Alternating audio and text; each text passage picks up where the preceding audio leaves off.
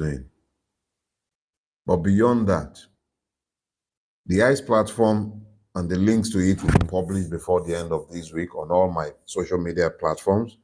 It's not something I'm looking to control. It's something I'm looking to give all of you.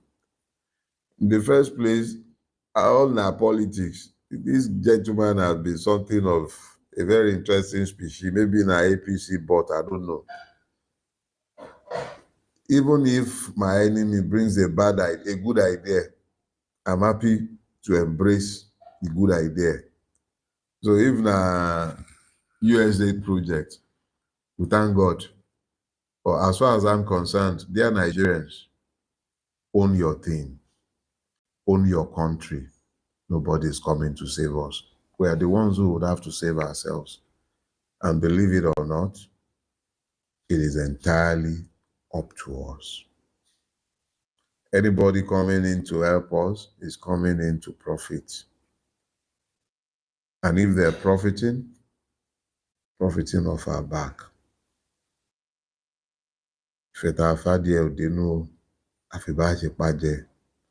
Now the love we then get for chicken, we the one slaughter.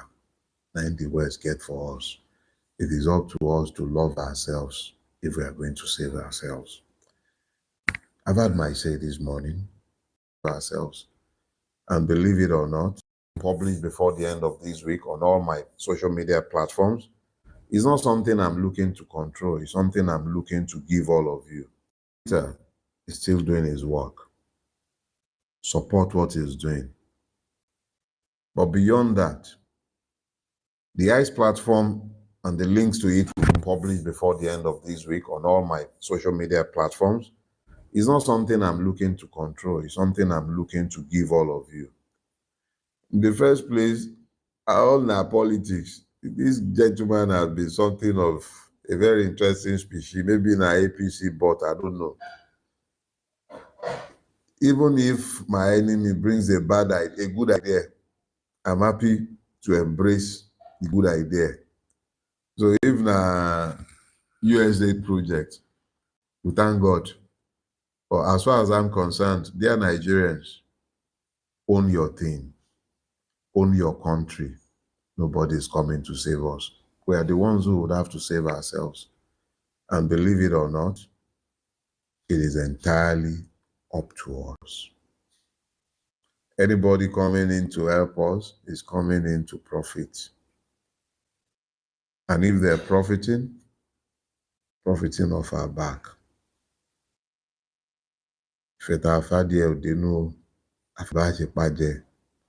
Now the love we then get for chicken, we the one slaughter. Now the West get for us.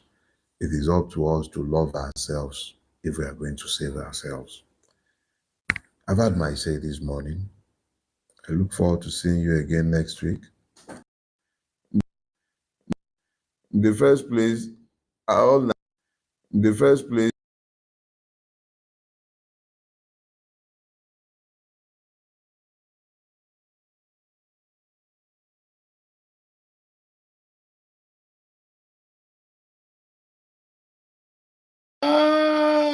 Blessed. That's a good question. Waiting I go type.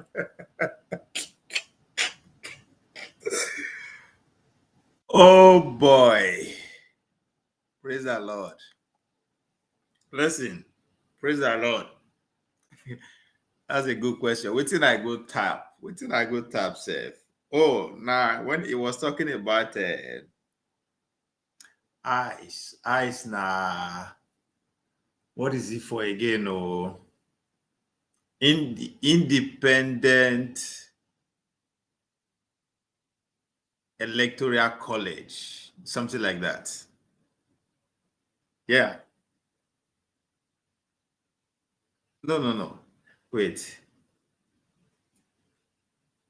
Now independent college of election, something within that nature. Anyway, so I think the first time I heard of it now from a platform said that was last week, so I can't go look am up. So you know me now, I can't go do my digging. I just see say man, the whole setting. This not part of a USAID soft power resource that they use to, to manipulate our thinking and our actions. This is not me, making shit up. This is the confession a couple of months ago. So when I just figured out, okay, this one are one of the branches of USAID. So I think they try to tell the followers, people in the list, which me too are there among them, that that's the next project at hand. So I can't time say the eyes na USAID project. So as I say, eyes na USAID project. So it's funny because while in the talk, they look at the comment section. So I was shocked that got his attention. I thought there were about over 500 people watching. I mean, close to 800 at the point. So you can imagine how the comment section was fired up by a lot of people. So for him to just pick out my own, that means for me, he strike a chord. That's how I interpret that. Let's listen to it again. All our politics. This gentleman has been something of a very interesting species. Maybe in our APC, but I don't know. Even if my enemy brings a good idea, I'm happy to embrace the good idea. So if na USAID project, we thank God. But as far as I'm concerned, dear Nigerians, own your thing, own your country. Nobody is coming to save us. We are the ones who would have to save ourselves. And believe it or not, it is entirely up to us.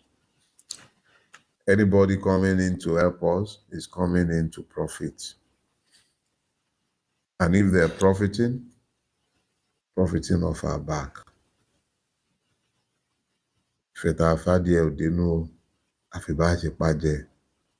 Now the love we then get for chicken, we the one slaughter. 90 words get for us.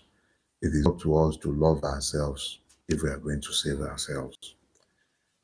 I've had my say this morning. So all I did was to point out the obvious, and the guy he got my point. He got where I was heading to. And so that was yesterday morning before 90 Minutes Africa by Dr. Dameji. Blessed. I think you were there yesterday. I know talk. I didn't even okay. That yesterday was, this couple of days, man, a lot of things just come crashing. It was just so real. It reminded me of the saying that said there is a decade in which nothing happened, while there is a week in which decades happened. That's exactly what happened. This weekend pretty much was everything that just going through my head. Because tell me yesterday, I know provide solution. I did not even regurgitate the problems where we already know. All I did was to say, okay, make I teach, since that's what the show was recommending, which makes sense. Since we always complain where they don't teach us history and it's still not happening. So if we are fortunate enough to know one thing about history, we should use the opportunity to teach instead of, and it makes perfect sense. So I said, make I just go literally everything that I was saying yesterday. 99% of it is not something that came from my head or from my ass. Now, waiting day, our history. It's not even in the Eden, it's not classified. You don't even need to even spend a dime to actually bring out everything that I was pointing out yesterday, which I will do again today. That then everybody just they walked up. So, like, why? That was crazy. So, but I'm not surprised. So I'm not surprised at all. It's just that the only thing that surprises me is that Kwame Nkrumah, literally talked about what is happening now. In 1963, when they give that speech in Addis Ababa about how the new colonialists will come back. and recolonize us again, that is going to be worse and brutal than what their own grandparents actually experienced. So the fact that it's playing out literally like, and now they actually hate in that process, right? I dey always vex when I hear people talk say, oh, we were selling ourselves. Our people were selling people, we were selling each other. They always baffle me how somebody will actually even sit down and even want to rationalize that kind of take. But god damn, with what is happening right now, shit, nah. When you see them, it's just so unreal that literally everything they played out, right? It reminds me of 1984, right? To those,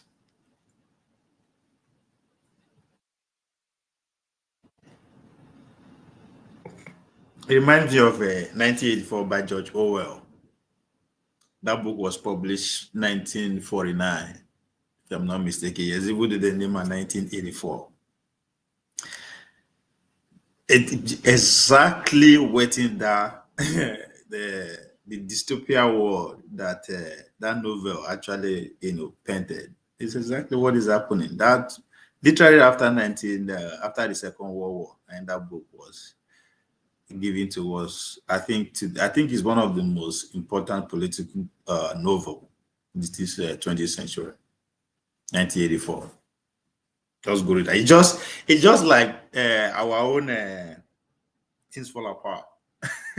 Well, even though things fall apart, I talked about, but this one projected, pretty much 60, 70, 80 years ahead of the time. Talked about where uh, literally million the society then to her to be a totalitarian super states. Whereby you have a form of a big brother who is watching pretty much every move, controlling everything. They had a ministry of truth. Just like every day, everybody, just like today, everybody shout the truth, the truth. They were a ministry of truth, but the whole point of ministry of truth is to distort history and pretty much really misinform us on how what used to be, just like today. That's why when you talk about what didn't happen in our history, they go talk, no, you are blaming, you are blaming. No, since when teaching history become a blame? So if you read 1984, it reminds you of Ministry of Truth. So Big Brother is watching or everything, everybody's pretty much because yesterday, if you listen to not just yesterday, by the way, if you listen to this debate about Christian genocide, how people are so delusional, yeah, it's just crazy. So we are seeing an oppressive regime, that is again talking about 1984, quietly, represents.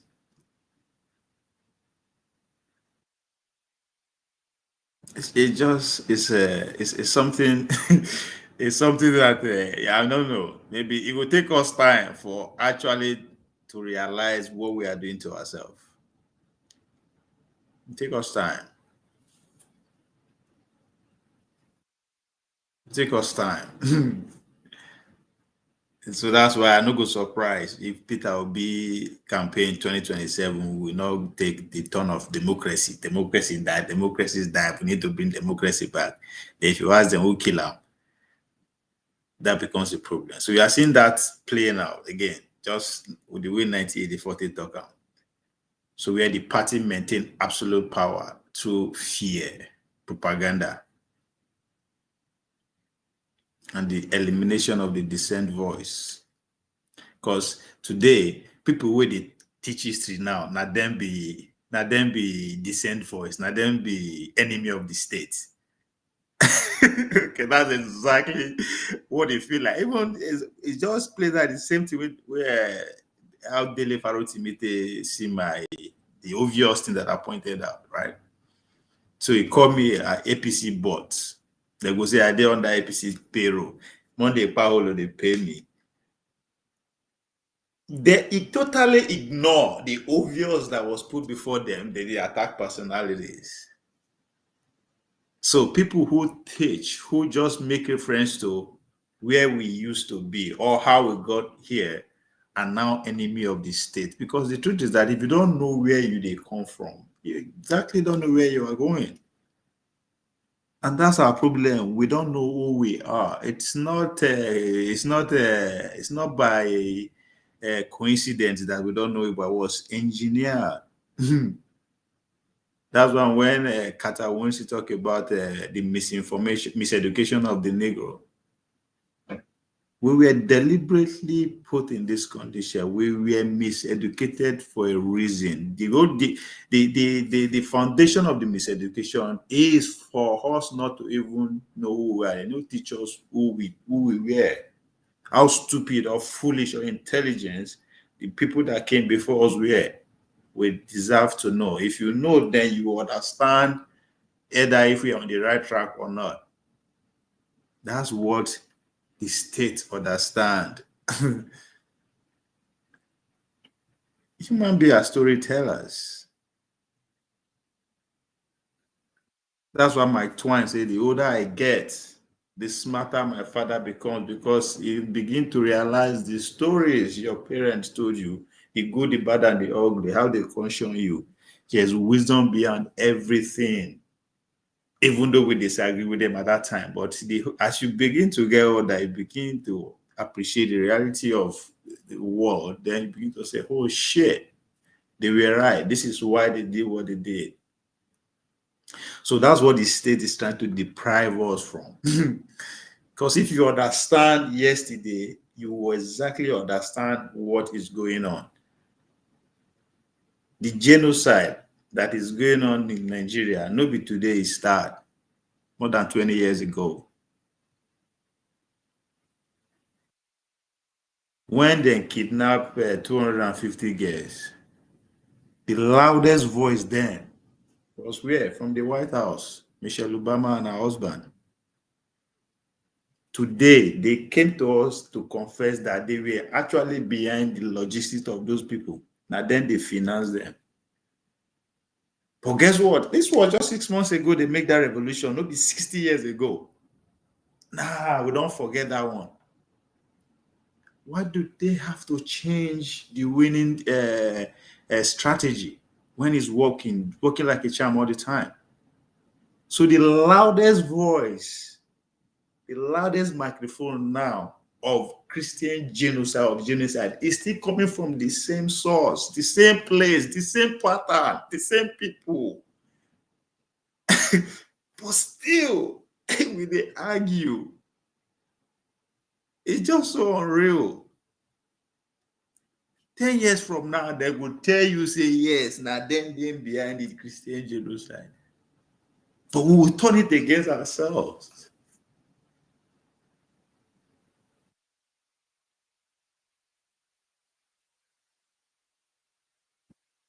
So yesterday was fucking a revolution.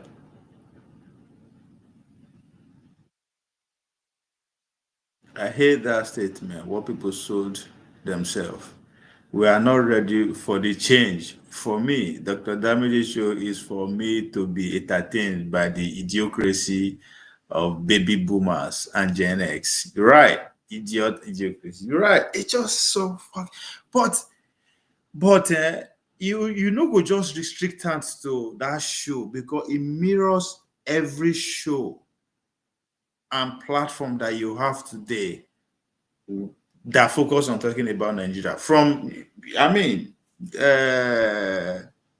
Helen Farrow to me no be Dr. Dabiji show now. It's not I mean, they invite him as a guest, but it's not that kind of But that's the highest of the high in terms of people that we should listen to intellectually that will guide and our opinion. But when you see the way then they respond to the obvious, you ask yourself again. I totally agree with you. It's just It's sad. It's just sad.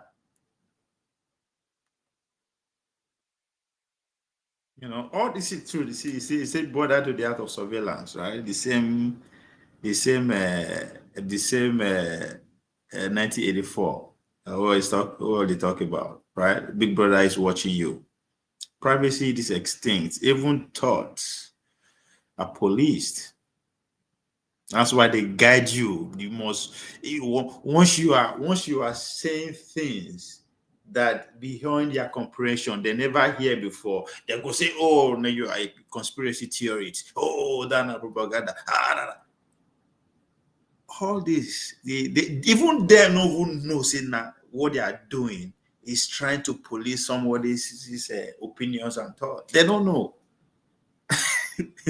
Because it has already been engineered into their being, which Bob Marley talked about. You have to what? Emancipate yourself from that before. But we are far. We are with it. That's why people will come national television, say a man who is a family man, who success in business, being people represented at the highest level of governance. They say the problem why people should not vote for him because he knows how to speak English. Like, that's fucking crazy. But yeah, I'm not be saying that person, I'm making it up. That's our reality of today.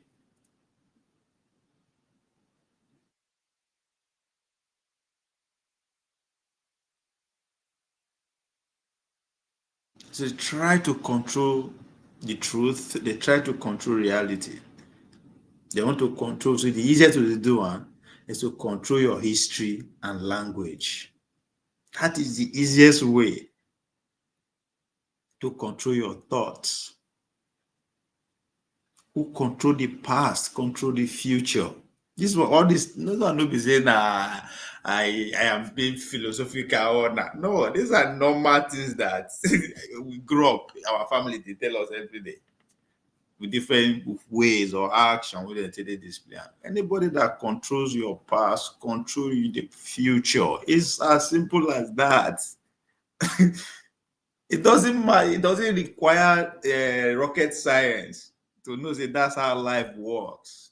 No need to read any books. You don't. It's just a common fucking sense. But I also understand the majority of us has traded our common sense for education. When you don't know your history and your language is being controlled, people don't understand. You are using another man's language to guide your society, and you think you can go beyond what has been said for you. That's why when anybody make million, you go, as if he has arrived. No, you are still poor because that ain't shit if the environment is not conducive for you to even live. People go sit down for abroad, they brag, say, well, I'm free now. I'm so sad. Hey, that one, are you the suffer now your problem? Nigga, the only reason that makes you see paying attention to what is happening in Nigeria is because you're miserable where you are. If your life is so fantastic, I swear you know go as soon as you turn you back for Nigeria, you forget anything that has to do with Nigeria immediately.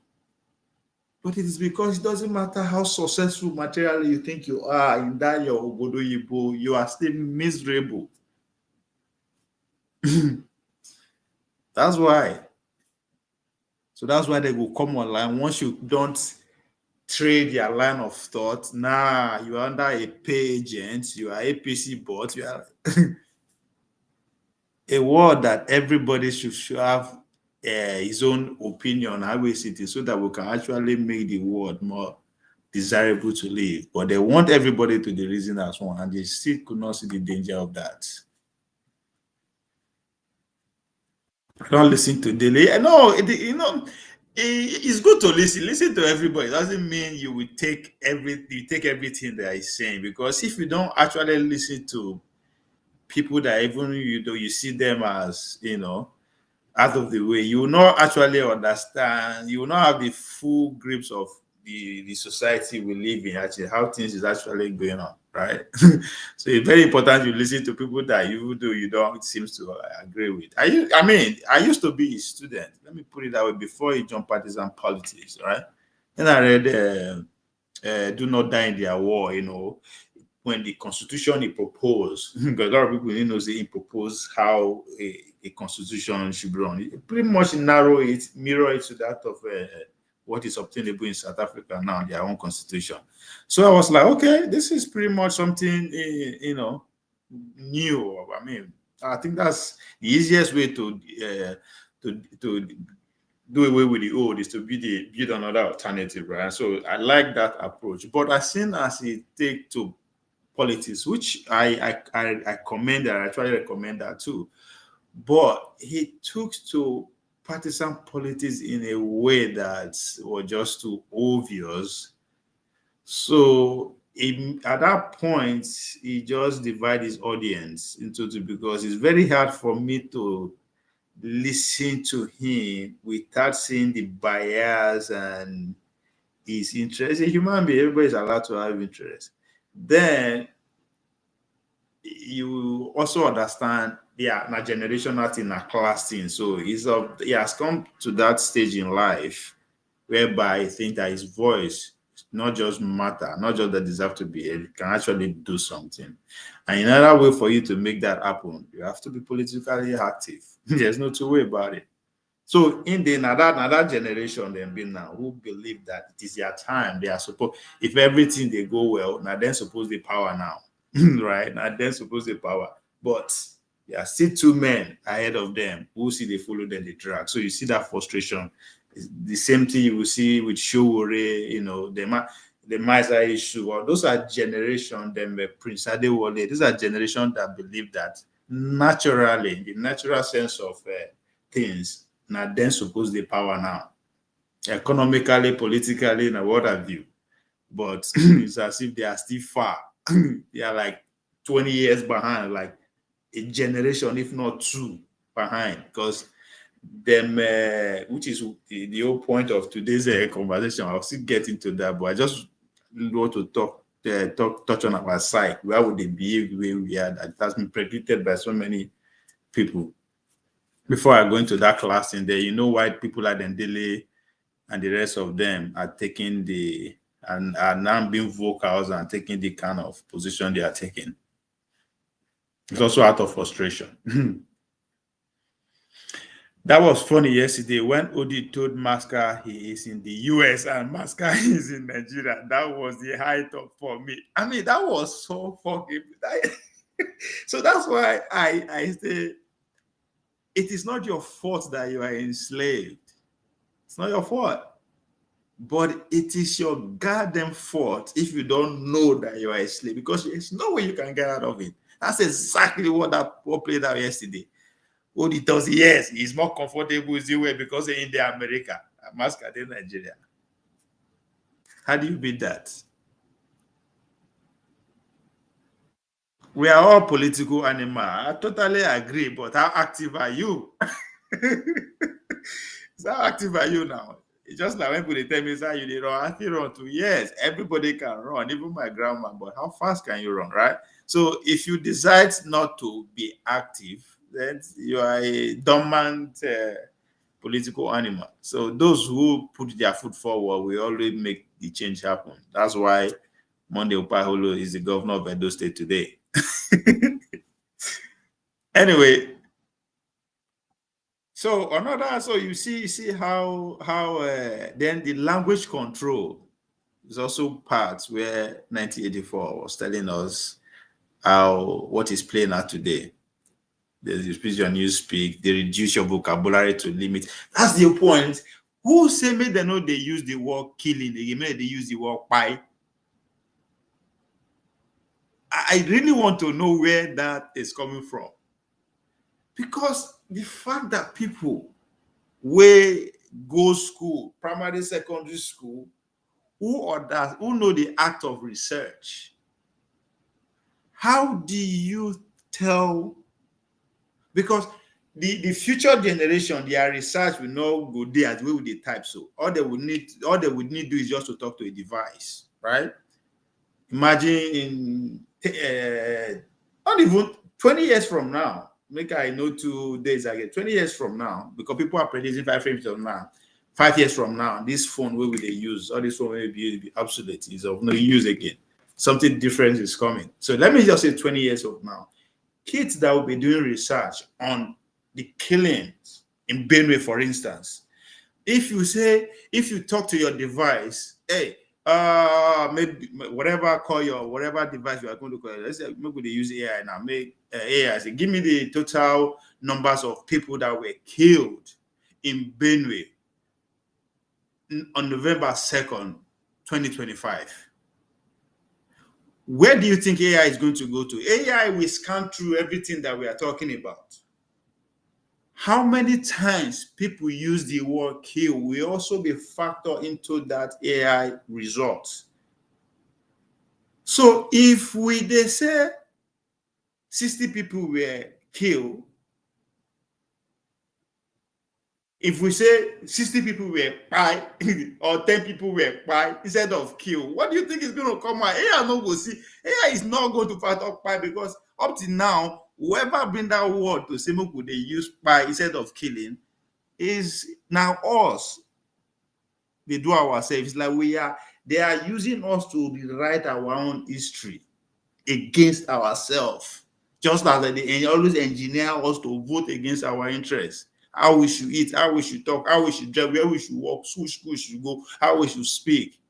They are telling us how we should write our own history, and we just couldn't smell it.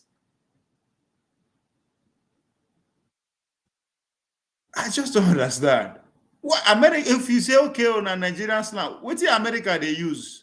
If they say maybe they don't use the word kill again, is bad for the algorithm. They go strike you. The Americans, the British, the India, which word then they use in place of killing?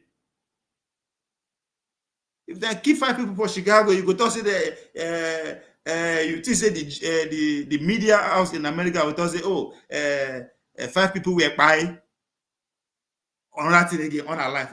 Like, where is all this coming from? Oh man. It's sad. It is sad that all this thing has been predicted. People don't write down. That's what I'm telling you about 1984. When you read 1984, all this is a way of controlling language. They reduce your vocabulary, they limit the capacity for rebellion and independence thought. That's exactly what it means. If you tell people, say, God, they don't kill 2 of your family, the reaction when you go get immediately, that when you tell them, say, 2 of your family, they don't buy 2 of your family, you go first of all process them first. What he's talking about, what is before you go click. Like, all these things slows human being down.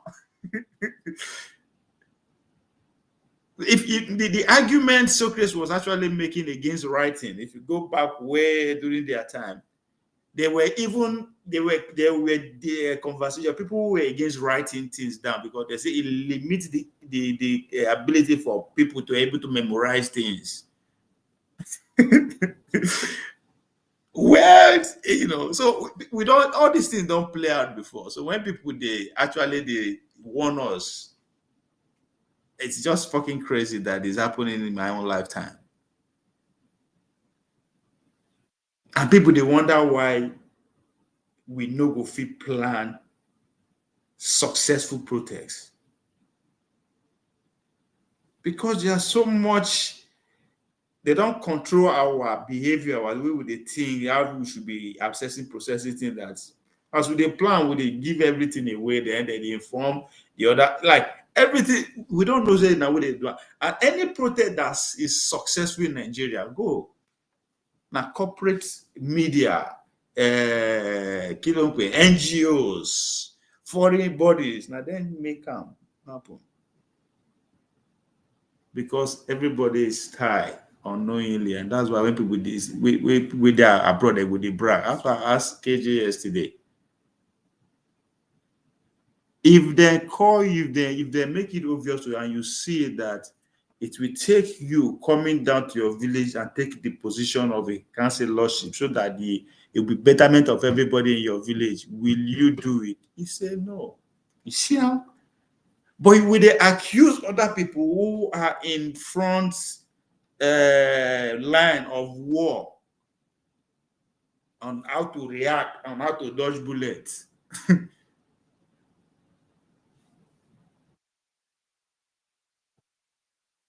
So they don't finish off with comfort.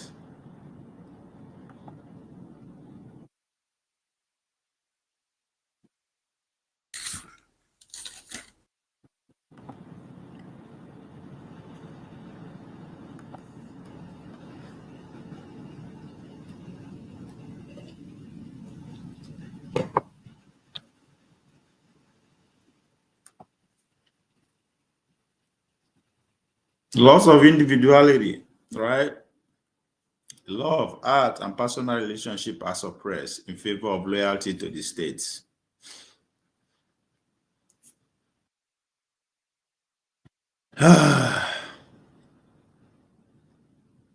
Then another book that is a literary transcript of how we behave is The Brave New World by Aldous Huxley.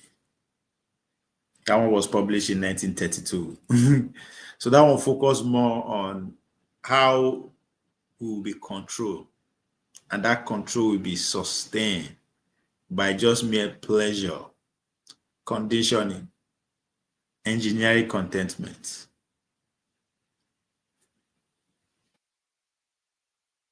This two book literally is a transcript of how we they behave today.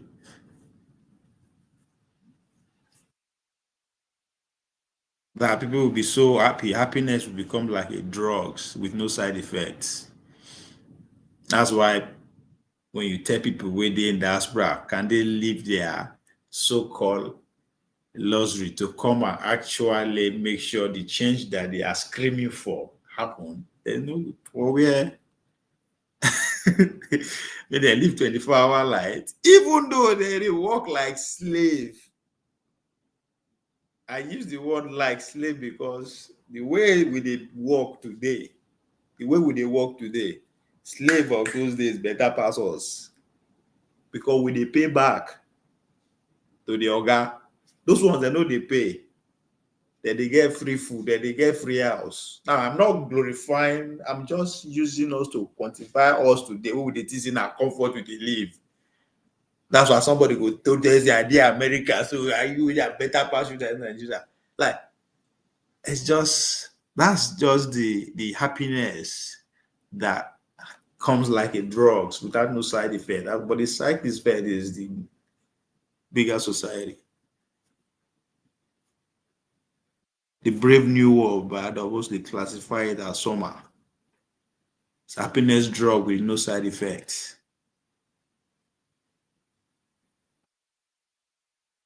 They talked about monogamy as proximity, which is whereby everyone belongs to everyone.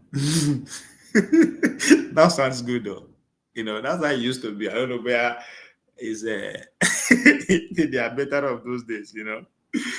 Like blessed now, you belong to nobody and you belong to everyone. That sounds like Buhari's speech of 2000 and what 14, 15. I belong to everyone, I belong to nobody. Then what another thing that Brave New World talked about is endless buying. And that freaked me out. For the past, how many, let's say 2 years, why they crisscross, like, does it go everywhere? I pretty much do that anywhere I go. And it take me time for the thing to hit me. Wow, say, God damn. For us, we just live in today's world. The religion that we practice called capitalism, which the god of capitalism is money. The only way that religions go to strive is that we must not stop buying. You could let people move that they complain they have too much. And you say the only solution is for them to stop buying. Immediately you go see the reaction. Hell no. But why are you complaining? People have so much, they put some stuff in the storage for 2, 3, 4, 5 years. They're just paying for that shit sitting in the storage. What, like, buy.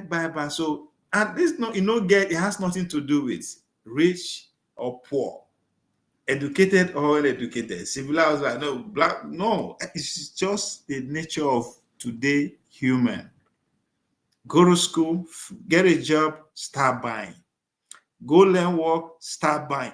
Whatever you do, don't just stop buying.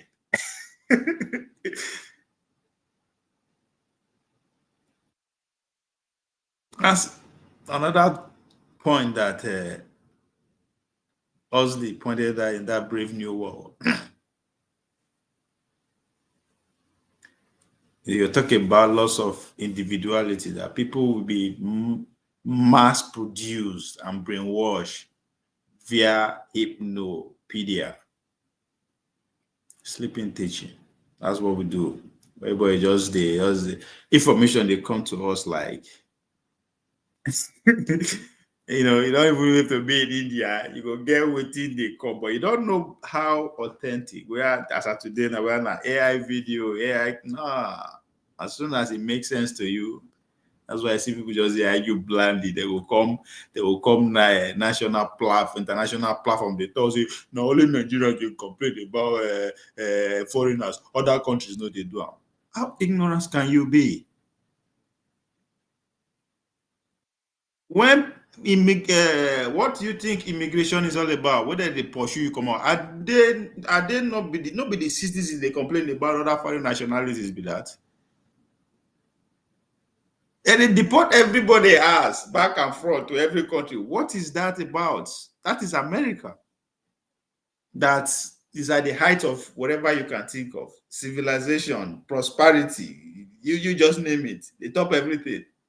But they are still complaining of fairy invaders like me and every other person else. But the same people will come big platform, they talk, say Nigerians are complaining about that country. Why are they? Nobody's complaining about that country. They're just telling you how the world works. It's that one that shocked me past. The whole world today, everybody they evaluate other nationalities that live among them. Ghana, they say make Nigeria go.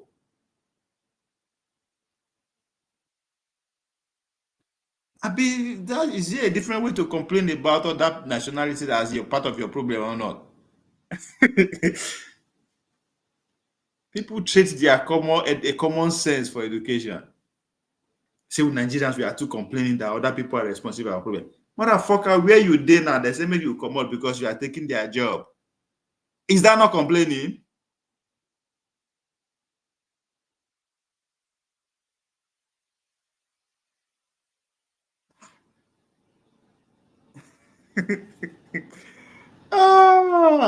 It's just fucking, and they would think they are making sense. China had what they call 100 years of humiliation. Who humiliate them? Are they humiliate themselves? It was due to the other nationalities, the British, the American, the Dutch, the Spanish, you name them, who in China are doing the same thing they are doing to us now. Control their government, control their finance, they've stuck their citizens with drugs, opioids, and what have you. The whole country everybody begin misbehave. The elites, few elites who are in bed with those things are living large. For 100 years, they went through that process. And it is the recognition of that that make them tag that period, 100 years of humiliation. And it served as a motivating factor. Never again. That's what it means. Never again will we allow foreigners to come and control our economy, control our government, control never.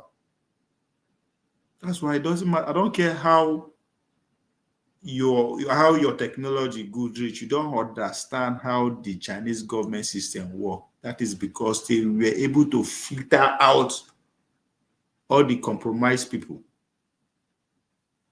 That's why businessmen can never rise above governments. They understand that. Why in America is the other way around. That's why we no go understand too how their own government is they work, even though they play them to us every day for TV. How decisions are made, you don't know, because they allow the business people to overshadow those who make the who pretty much are the one writing the policy. So that's why if it doesn't matter what Donald Trump is saying, that is his job, being a speaker. Just come and talk. He has signed over close to 500 executive order. Not one of those one. He write one line. People don't think about that.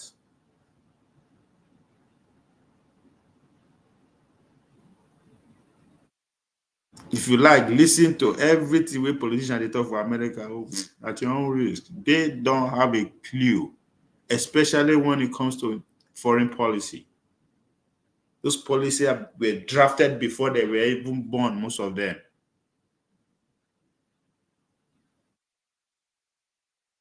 But we see the tossing that Donald Trump. Again, it's all part of the control that the Brave New World talked about. Don't bring one shot with so many nonsense. And that in happiness and freedom, community, identity, stability, but at what cost?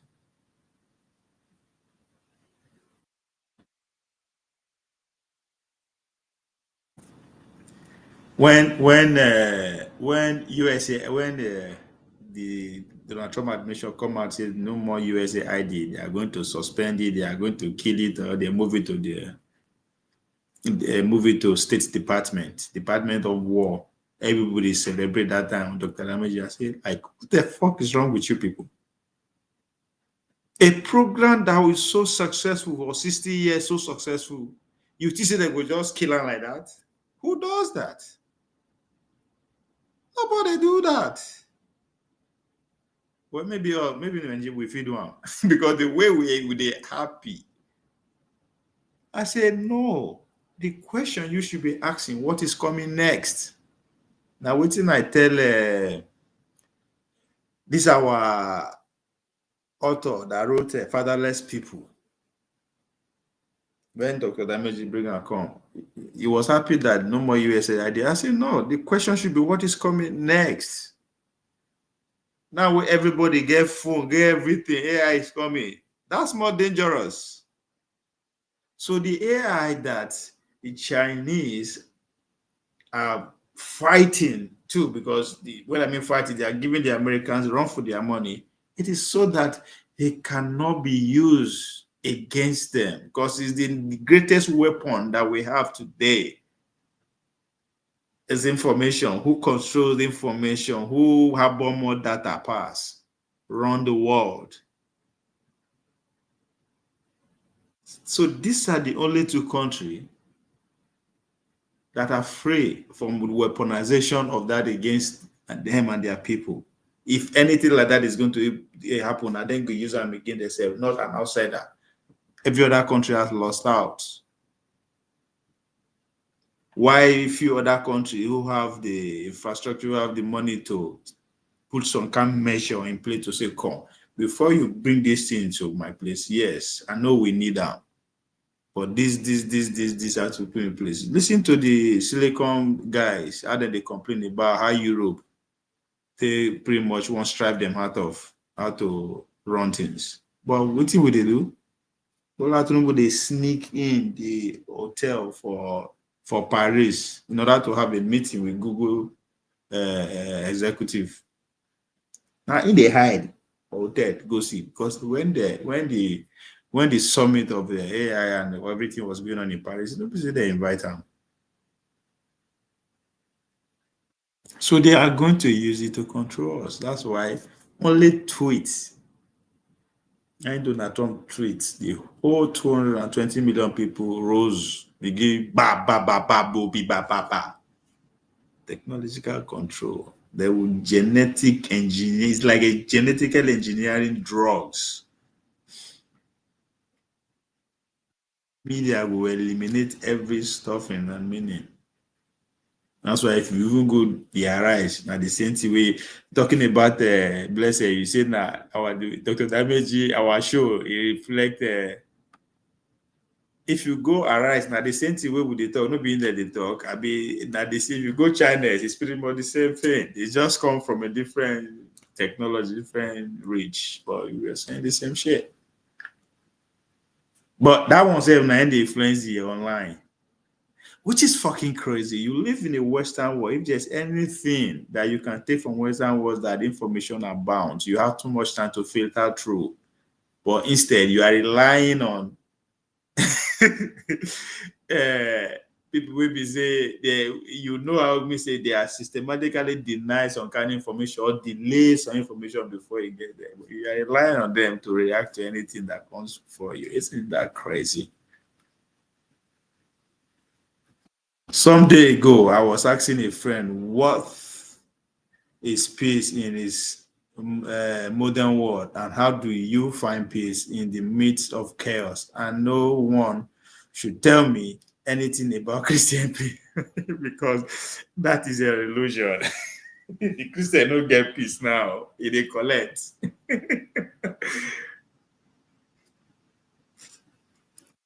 Peace and happiness, what's the difference? Anytime you solve any problem, anything that you see as a problem, right? In your personal life, in your world, whatever, anytime you solve it, man, you are happy. You are found peace at that moment. I think it's a time to time thing.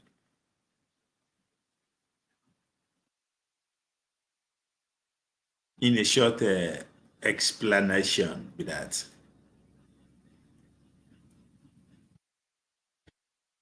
Ah, so if you go through those two books, 1984, The Brave New World, you will laugh, you will see today, yeah, that'd be frightening. Or you will say you just relax like me, smoke you a blunt and you just smile.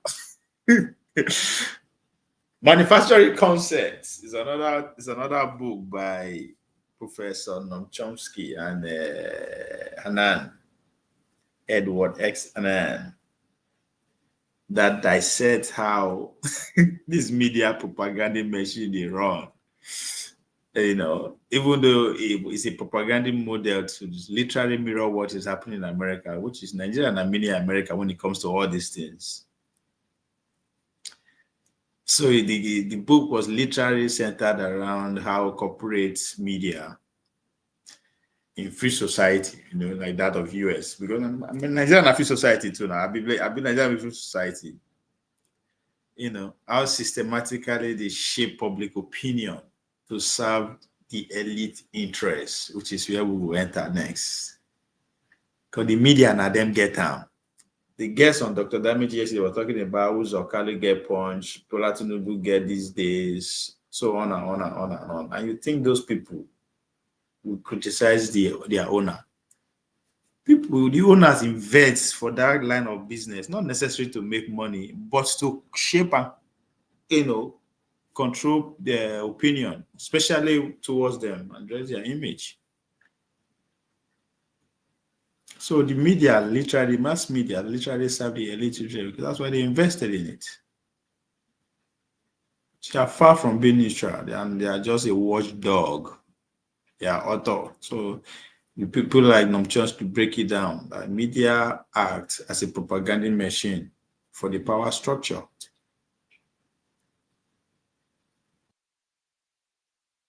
That's literally how simple you put it, and it's very hard for you to argue against it because it literally gives you practical examples, things that were happening.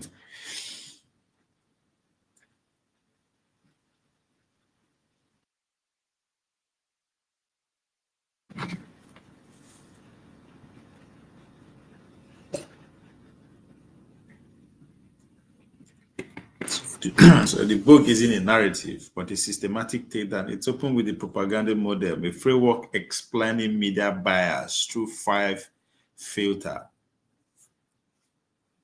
So there are a lot of case studies. If you read the manufacturing, see contrasting coverage of worthy versus unworthy, victim, etc. So it provides theoretical evidence, provide media that they prove that media isn't free but commodified. And the word we use to be that prioritizing profit and access over truth. That's why when these people come, they will say, oh, they don't they pay media, they don't they pay media. KJ will want to spend a whole day. They try one make how one justify how media, why media will need to survive. Nigga, if you cannot do it, leave it.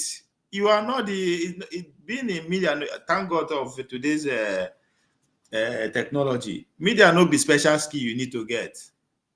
What media is about, you are just expected to talk, present what you see the way you see it. Let the people who are consuming it make their own conclusion. But it's an attempt to actually spin it for some interest. Now, make now. You have to go work extra to make it seem as if it's very dangerous, it's very risky. You can get the fuck out of the way. Now, everybody in a journalist, just go outside, report what you see.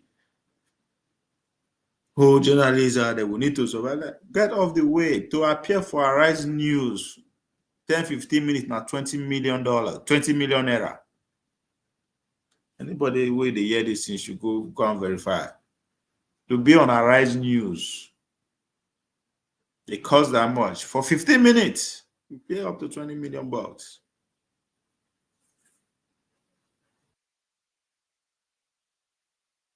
They will also tell you nonsense. So in this chaotic world, there is no peace, just illusion, aka Tamupi. Yeah. So people don't want to know how we get to where we are. They just want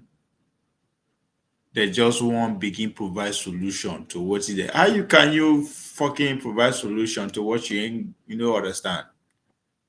Just because somebody makes sense to you online, on TV, bam, that's the way to go. No.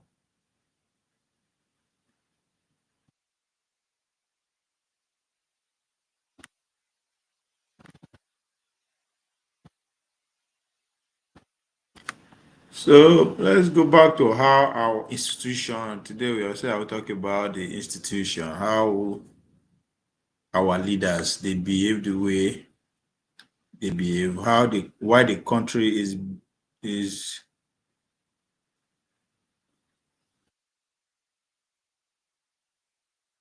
they behave the way they behave. Fuck that. All right.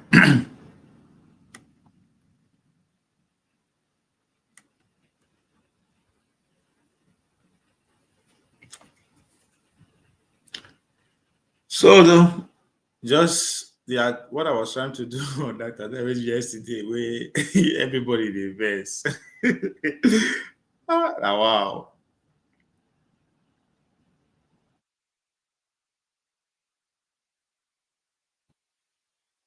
Yeah, the verse say, I tell them say they are heroes. We are all traitors. They are heroes. We are all traitors. Who sold us out in order for them to negotiate for freedom? They sold the dissenting voice out for what? Nnamdi Azikiwe be like me was poor and broke when he finished school for America. Nothing, no get job safe. Or would they blow am? The guy has to give in. He has to give in with his belief and fuck around with anti-communist movement of America. Now they ship her called Nigeria. Give her radio first. Maintain they push that narrative. They support anti-communist movement. As my dad, you gotta begin hammer. You wonder why not negotiate? They go negotiate for London rather than to go fight. People don't want to hear that. But that's the beginning of Nigeria. So if the country was negotiated instead of us seizing our our independence like every other normal country did. No, we chicken out, we give in. Then when you let people know, say that's how it started. The verse say you are blaming. Blame who? Who the fuck are you to even blame anybody? You are not in position to blame. You are too poor to blame. Our GDP, reach what did they feed homeless people for San Francisco? Hey, yeah. You say you want play, you want play, you want play. Who you be? Hausa man say Puska Talaka, but say people, but poor man face, nobody they look up. Can't do shit. They blame, they blame.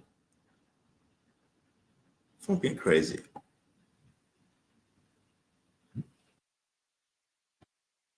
Stupid people. So our first generation leaders, right? Which pretty much started from 1940s. 1940s. Now then they begin. Now British begin groom, select people where they want to start the company called Nigeria. So the recruitment process starts in the 40s, right? Which is that's why they select the people like Nnamdi Azikiwe, Obafemi Awolowo, them, Amadou Bello, Tafawa Balewa, right? These people were handpicked and selected by those who want to start a company. Just like you want to start your company now, you employ people who will start that for you. That's exactly what they did. Select people who were brainwashed. Nnamdi Azikiwe, as I said before, graduated here in America, Lincoln University, a school that was funded by a philanthropist. Just make it make sense.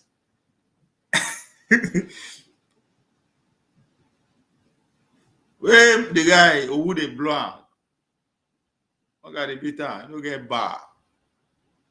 Now he start African pilot, just like Showore. Some people could go tell me say Showore was a lecturer, as if okay, make a jump up because he's a lecturer. I never see lecturer because he the lecture of America. You know where they lecture, how much they pay him? People are just so fucking just because he the lecture. So fucking what? American school football coach, college football coach make money past the president of the school. Just any school at all, pick anyone. You say, show we in a lecturer I was teaching before. So fucking what? You know if you teach. So that's how people like Nnamdi Azikiwe was said, started his African pilots, heavily promoting pro-Western democracy, supports as I said, anti-communism against during the height of the Cold War. So I go succeed just like make I start my this thing now just begins the pro what whatever pro man they go against China, which is pretty much what today is about. Which is where them they come to play, right? They promote China, be financed by Silicon Valley guys. And the same thing, and the same program, and the same. You don't need to change the game when it works. If Nnamdi Azikiwe of all people, the great Zik of Africa, can be compromised because of hunger, who the fuck are you? Go to Obafemi Awolowo. Oh, now London, the trainer as a lawyer now.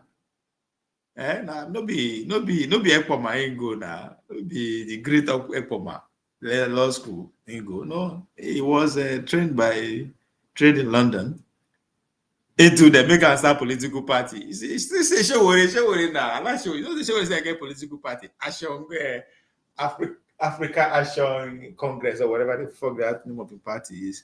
So is people that came before him. Obafemi Awolowo started Action Group. It was molded directly to that of a British Labour Party. The guy was heavily influenced by the British federalism model. Heavily. That's why when he finally given the Southwest, he did well. Credit to him, right? But that was where now you could begin to understand where the fraction, the north, the west, the south, where they begin go against each other, where the seed pretty much was sold, right? Nnamdi Kanu, Nnamdi Azikiwe, an American boy, Obafemi Awolowo, na British boy. Don't forget, that was pretty much at the tip of the end of Second World War. Now that time, the British power was being finally crushed. So now, like the last struggle that day, now my boy, now go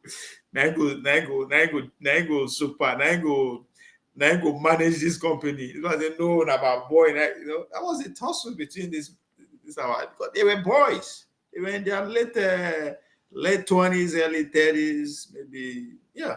All these about Femi Awolowo and the rest of them. Then Ahmedu Bello. Ahmedu Bello was also British educated. Instead of your political party, NPC, literally now you align it with the UK system too. They also believe in gradual independence to protect the northern feudal system. So these three men already, everybody, they stand in what they believe, either by coercion or by persuasion. They arrive at that their ideology, right? Where in Nnamdi where now by persuasion or by coercion, the first time must go that way. But his opinion, his ideology has been formed that this is leading to independence. So people like them too, Nigeria, where it's very hard for them to say, let's go back and see where the problem started. Because there's no way you can, all this division that you are shining light on every day, no understand down if you don't understand where it starts from. And that, so for you can never provide solution that will stand the last a lifetime or stand the test of time. So already Nnamdi Azikiwe is already rooted in his own belief that is literally different from that of Obafemi Awolowo, right? And again, in the, Ahmadu Bello literally has his own ideology so cut out for him, literally for his people, and I love that. Then another person that is still within that midst of first generation of leaders, Abubakar Tafawa Balewa, who was also a British favorite, who was pro-Commonwealth, was the first prime minister. So it was heavily in favor of the parliamentary system, the Westminster parliamentary system. So you see these two heavy force already. Now, it is not a bad thing. For me, that is how literally things should go. Everybody having a strong belief and idea on how they feel the nation should go. Because ability for them to fuse that together will be a powerful thing. But that's where we are. So those people were captured. I'll find a hey Shagu, how far now? Anything you bring everything for boys? You've been serving in Tinubu's administration now for almost 6 years. You know, show us the way. So those okay. A minute. Getting hot.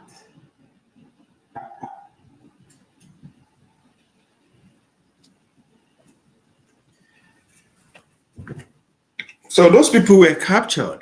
Don't forget, we are talking about institutional capture, right? Whereby our economy, our constitution, our military architecture is not designed, right? It is designed to suit the capital, the Western capitalist, bloc, not be for our own purpose. So when she already tell to Nigerian American, our military and machinery, but he just couldn't.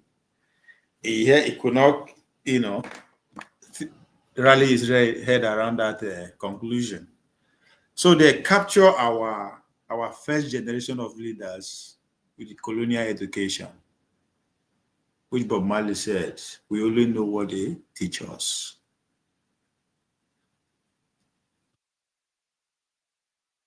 So all our major leaders were trained in UK and London. So those where they tell us Monday Paolo no book. You see why they are so mad? Because from day one, the system was designed to exclude the majority. Only few people should be able to aspire to be in that position. And it has to go through some criteria, which has nothing to do with how you lead people. So that's why you see in the verse, how come this uncult, this guy don't fit the criteria of London and British educated people? What the fuck is he going to be there? How you going to talk to us? You don't reach. So they internalize liberal democratic norms and ideologies. That's our first generation of leaders. All our local champion those days, they are evil. Wipe them out, destroy them, make sure they will not even know them. The first constitutional conference in the 50s was held in London. Our own constitution, they go do it. So you wonder why Bola Tinubu, Obi, Onkoso, all of them were running to Chatham House. It no start today. It start before the country is in the foundation of the country where they give birth to that country. Now waiting, nurse the country be that. So it's not a coincidence. It's not a conspiracy that the Tunubus, the Obis, they're all running to Chatham House to go and also. That's where the first constitution was, in London. It was designed federal structure to prevent Southern people for dominance. Because if you want to design a system whereby only few people can only expect that, people who were educated, not just educated, but educated in some certain way, you have to be liberally inclined, before you fit get into that place.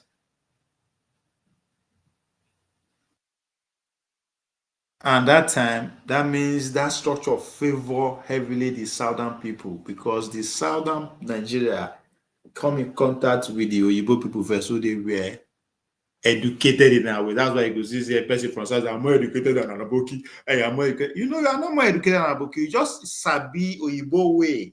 Your slave master way better than them. That's all. Congratulations. If that's all. So when the designer says that, no, say, okay, go, these people will dominate and it's no, that's not what we want in this business we want form. We want the situation by it's now 50-50 now, everybody. So that's why they designed the federal system. Because if you remember the federal system from the origin, from those people who propagate it in the name of civilization, the British people, was anchored on three things.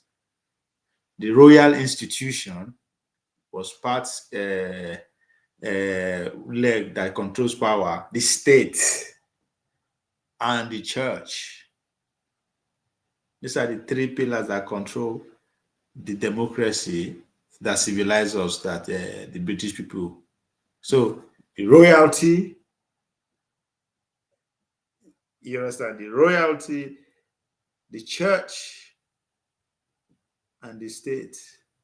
But now they don't change them to House of Lords, House of Commons, the royalty, they just come out, the church, they pronounce again, they see the shape. So when the America came to power, when they get their independence, they say, no, we're going to need to change our, take church away from the state. Rather, give that church power to the average person to vote. That's just it is. So we too, we're supposed to change our own. But because it's not we designer, they tell us how to do it. Emilio Koabi.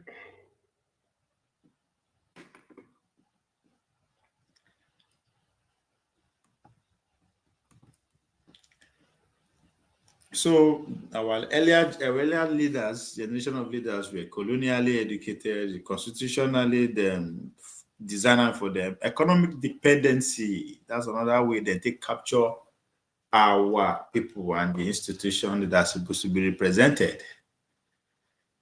So we make sure our granules, our cocoa, palm oil as at that time are tied to British company, Unilever, which Shegu grandpa was a general manager in Papa that time, before then born in Papa, then Papa can't go born out for London. That's why it's in London now. See?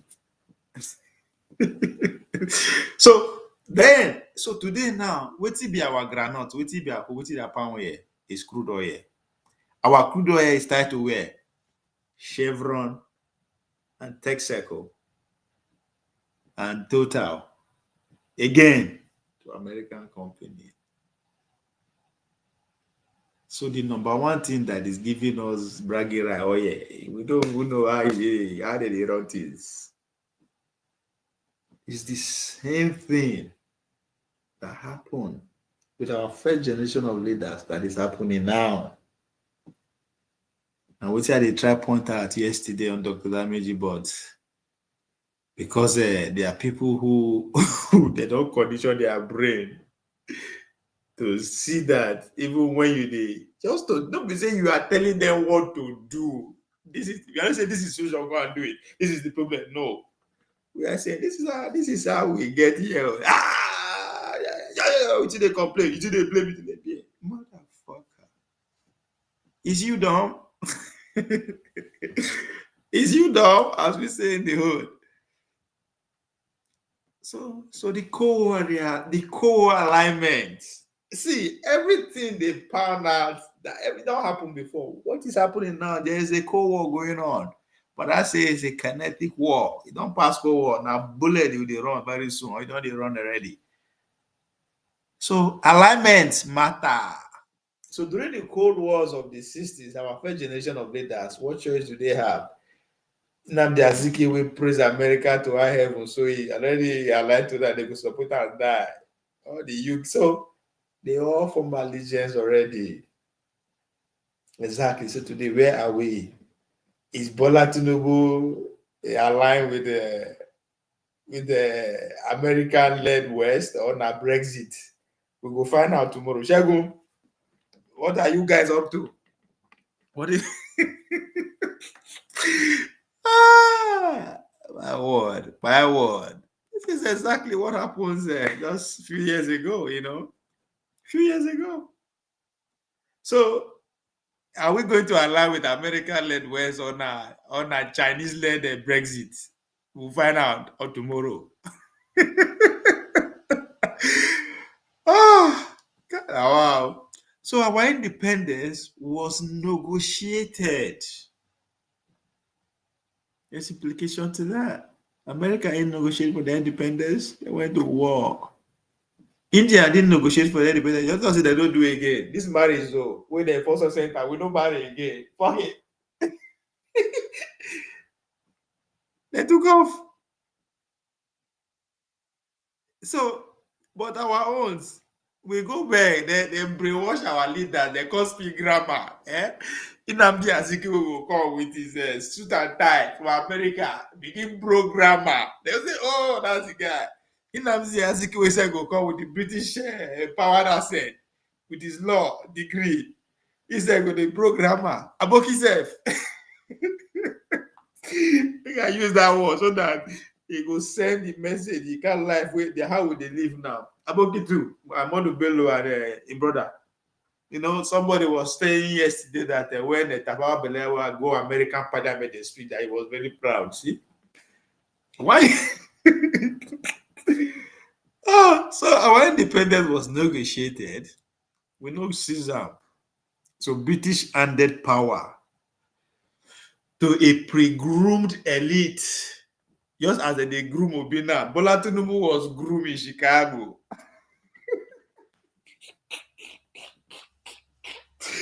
So when they polish her for Colombia, Obi dey brag. I said they get management degree for Harvard. I share it. If you don't go get degree, Sheguna, the London School of Economy, they read Boko Haram versus genocide. They go come.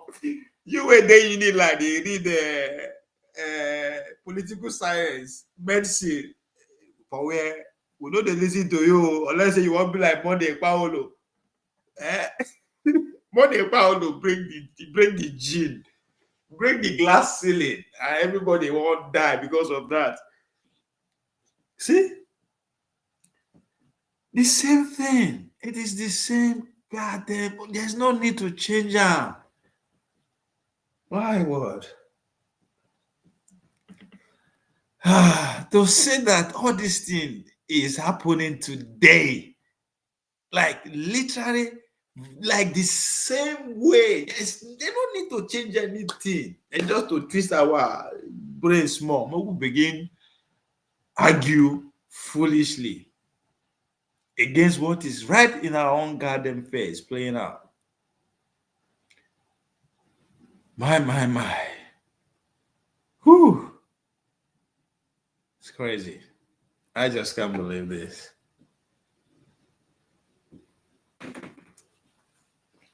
Ah. So we'll go to the next generation of leader. You will see that the same thing, oh. Now the same way, oh. No, they don't change anything. Right? If we see say this our London and America educated intellectuals were used. Let's go to the second generation of leaders. The the uniform guys, and see how they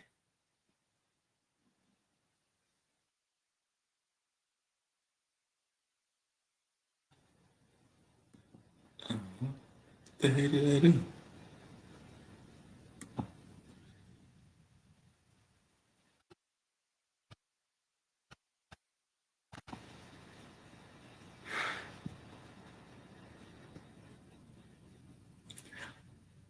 Okay, what time is it?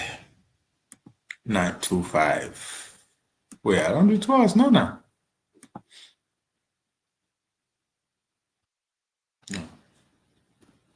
All right. So let's go to the next generation of leaders from 1966. I think I stop here, safe. I think I stop here. We'll continue from 1966 to 1979.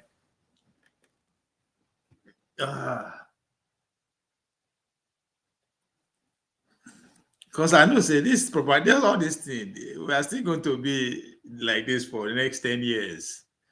It is in a Trump, might be their problem. They just the start. Trust he coming by 2028. I wonder what they could do that time. Anyway, who did that?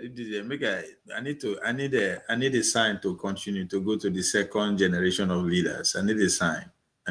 Somebody out there should give me a sign. I know say I get 3 onlookers. If anybody is still there, let me know if I should go to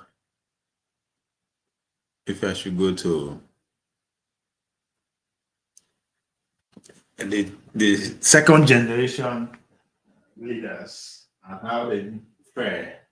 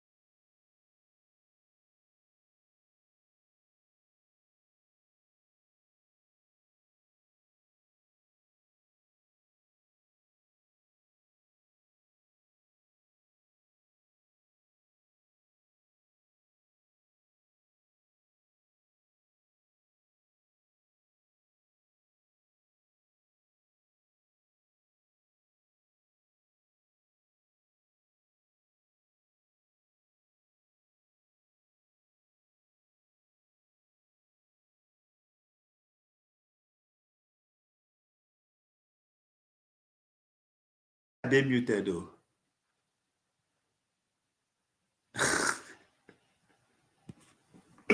More than reverse. Ah! Wait, how many minutes have I muted? God damn, good 3 minutes. Man, reverse, man, reverse. Man, I come back. Yes, I don't see her now. I don't see her. Bless you. Don't worry. Man, reverse. I don't know. Let me see.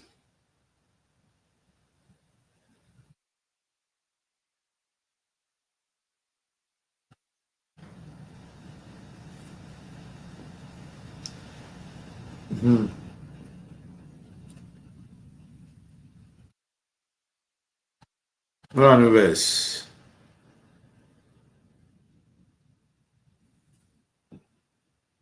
So, second generation of leaders. That's where we is. Our second generation of leaders started from 1966 to 1979. So if we think say our intellectuals who negotiated for our freedom, they sold out because they don't get liver. Let's see the men with uniform and guns. What did they fit do where they sell out to? So during their time, that was where it's no longer cocoa, it's no longer granite, it's no longer palm oil, it's now oil. Oil. Oil they now. So how were they compromised? How were they influenced? The first generation of second generation leaders was Yakubu Gowon. Oh, still, sorry, the man said they are alive now, but was that's crazy, right? So the guy Yakubu Gowon, it was a British trained soldier, Sundust, Shegun, and the rest. Where did London? Where did London? When I go find out where that school day. You get why? So it was British trained. It was credited with civil war for 3 years. That civil war was heavily backed by the UK. UK they supply the Nigerian state arm. And now we know say nothing be free. So they supply us arm to kill 3 million of our own people. Because even as at that time, medias and people were carrying it as a genocide. As far as they are concerned, it was a Biafran genocide. But it happens anyway. So the question is how much it cost us? How much it cost? Have we finished paying or we are still paying for it?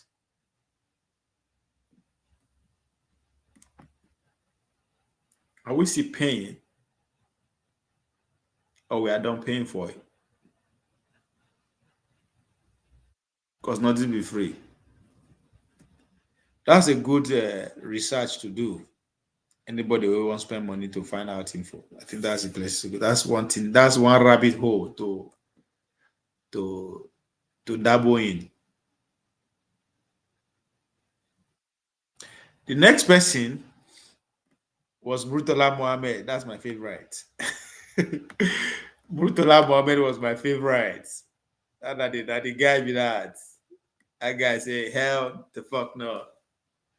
Say, I'm not going to submit my, just like all those British and American educated Zeke and Bello and Awolowo surrender cocoa, granite, and palm oil to your company.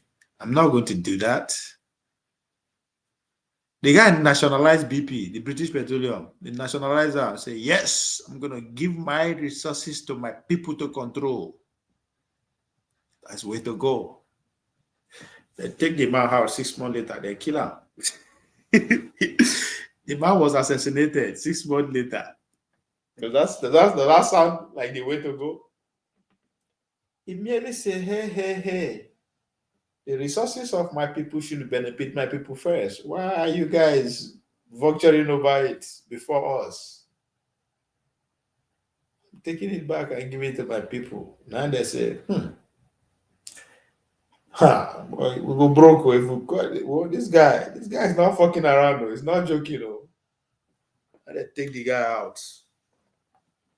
They assassinated Murtala Mohammed 6 months after he took power. Who comes in play? The man himself, General Olusegun Obasanjo. He is the man himself that took over after Gowon was assassinated by going against the Western structure. So the man Obasanjo hand over the power to back to democracy.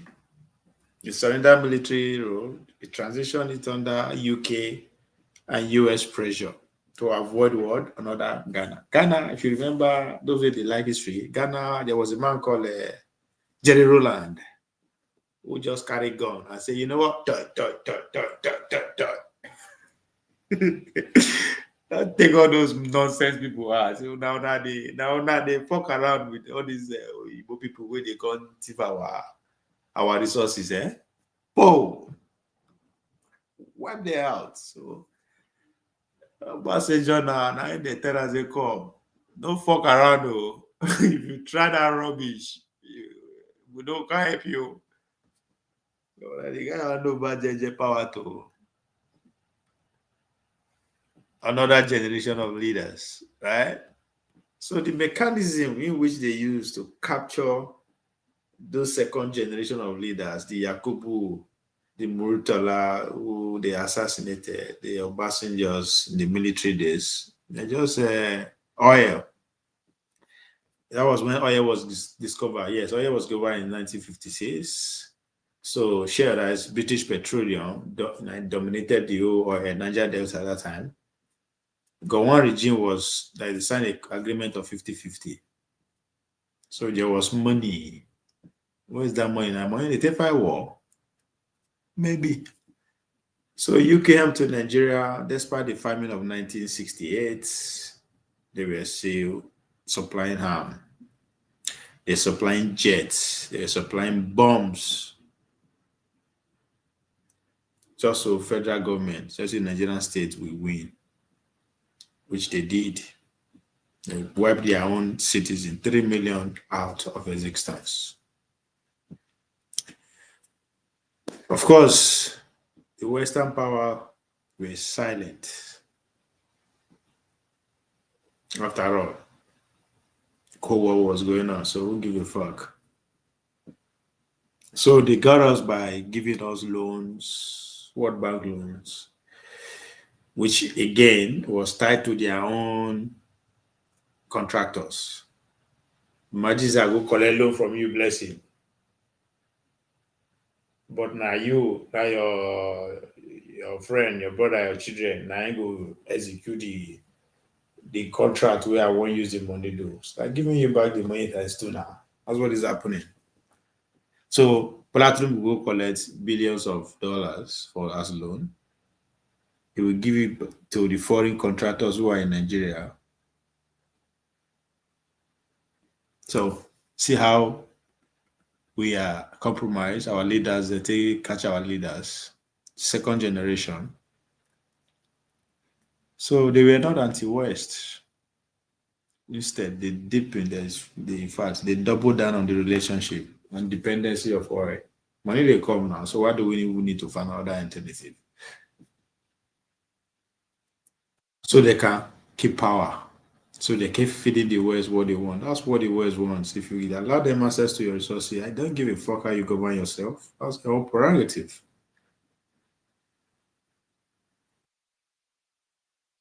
So they keep giving just to make sure anybody will fuck around will be taken care of too. Consolidate power. Jerry Rollins, yes. So the third generation of leaders, and I would argue they are still in control. from behind the scene.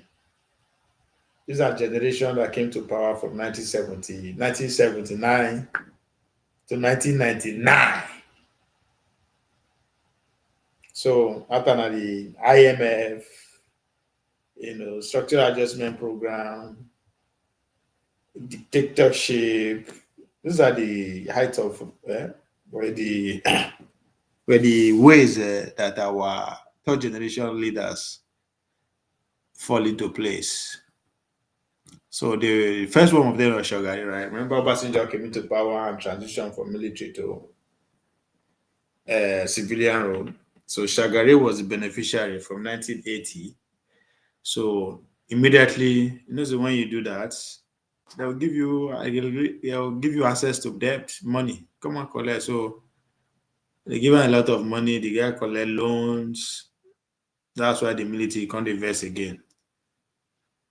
Because the loan, the condition in which those loans were given was very stringent. You have now their contractors go split the money.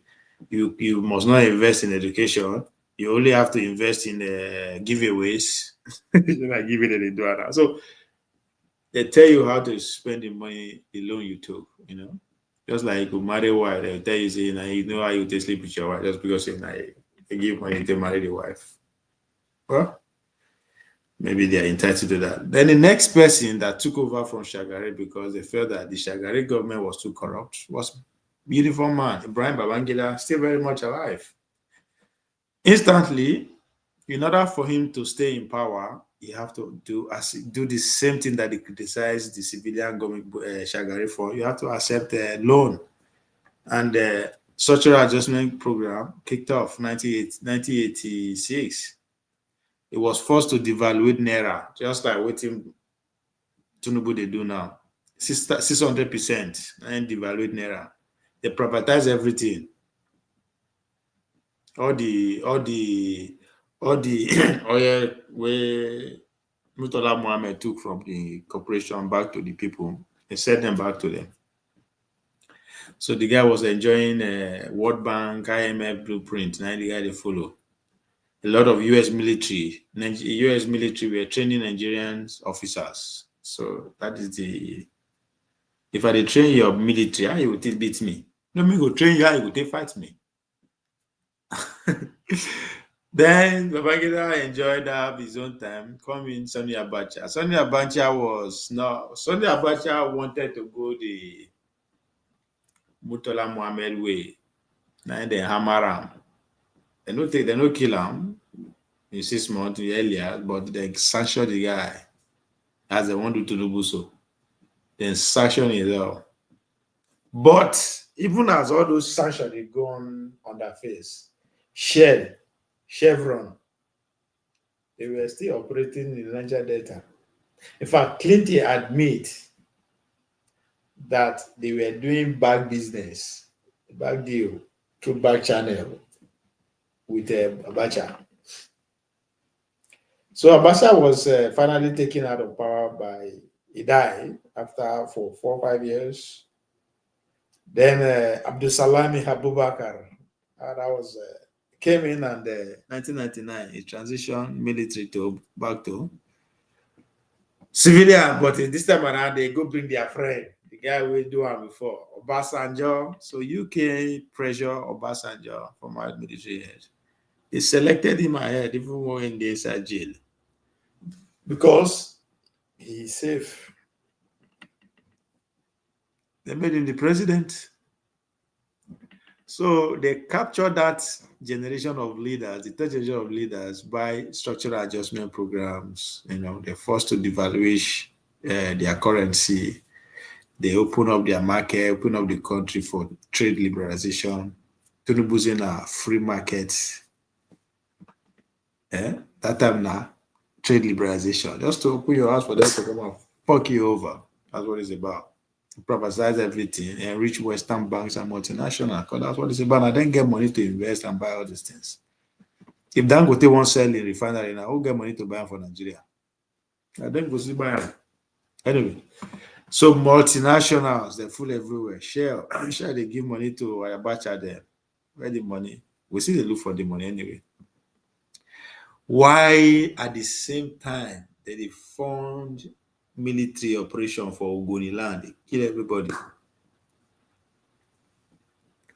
So the military, our officers, they fly go America, they train, they enjoy. And now they say we won't fight them. They say if they come, we'll fight them. What do you know? Nobody then teach you. Why the American Civil War was that very bloody the way it did, because it was the first time two sides of the military who are fighting against themselves know themselves A to Z, because they were trained under one institution.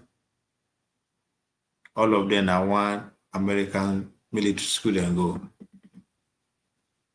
So they know themselves. So it took the direction it took because of that. But I don't know where they don't train us which way we go stand a chance. So they use those generation of leaders were IMF, World Bank, and then become the de facto governance. So then they tell us how to run our things. Now, the current generation of leaders, I say current because they see they are in charge now from 1999 to present. So what did they get us? Democracy, debt. And our economy is dominated by multinational companies. And we couldn't say that. We need to discuss that SAP. Yeah, the SAP say they now just come in different form. They say now structural adjustment program. They want adjust us structurally to fit into their model. The name is telling, it's just right there. They needed to structure. We are not structured, so they have to structure us to fit into their, so that they fit the access us easily. It's a game.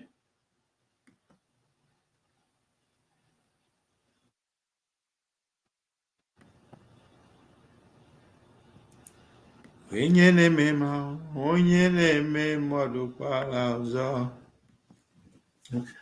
the first generation of leaders that we have today started with Obasanjo again. The man, it's under Obasanjo, money deal.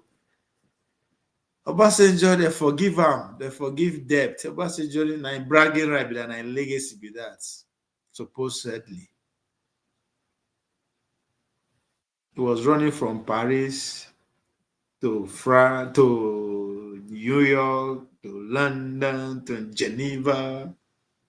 Same thing Tinubu is doing, by the way. Come back celebrating that they forgive us. No, I seen they run up and down. I think we were consolidating power. They almost take him out. But so in 2015, you get that in exchange for what? They call it NEPAD, the new partnership, whatever agreement it has to start anti-terror cooperation. So imagine that's literally I saying open your defense, your national security to them to come and partner with you so that they pursue terrorism together.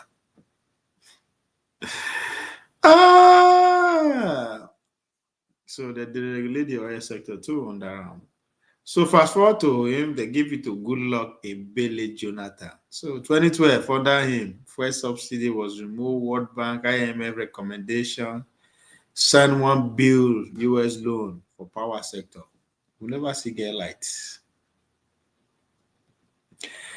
Then they give it to Muhammadu Buhari in 2016. Recession set in. Because of that, he has to go for loan, 3.3 billion one-back loan. He joined US-led anti-Boko Haram coalition. That's where the trick is. Why US won't join the anti-Boko Haram? So that how anything when they plan to go attack the Boko Haram, to which they are providing logistics for, they will sabotage them. As simple as that. So now we have none other person than Bola Ahmed Tinubu, who will be going to Washington tomorrow to go and do what? So they order him to remove subsidy, float the naira. IF praise him, even though it costs about 40% inflation. Who give a fuck? UX, ExxonMobil, Chevron, They are doing well in Nigeria, so fuck it. So the capture mechanism for that, so they take capture our leader, the institution, was what? Debt recycling. External debt went from 5 billion to, as we speak, $43 billion. If you they owe somebody, your economy is 200 and something billion. You are owing somebody 40 something billion. You they mad? Anything when you talk now, you will do. So World Bank, China, and Eurobond would run the fucking country. Oil block license, as we speak today, all the oil blocks, 80% of the oil blocks are owned and operated by ExxonMobil, Shell, and Total Engineer. They are foreign companies. So you have to align your policy to that which they can control from afar.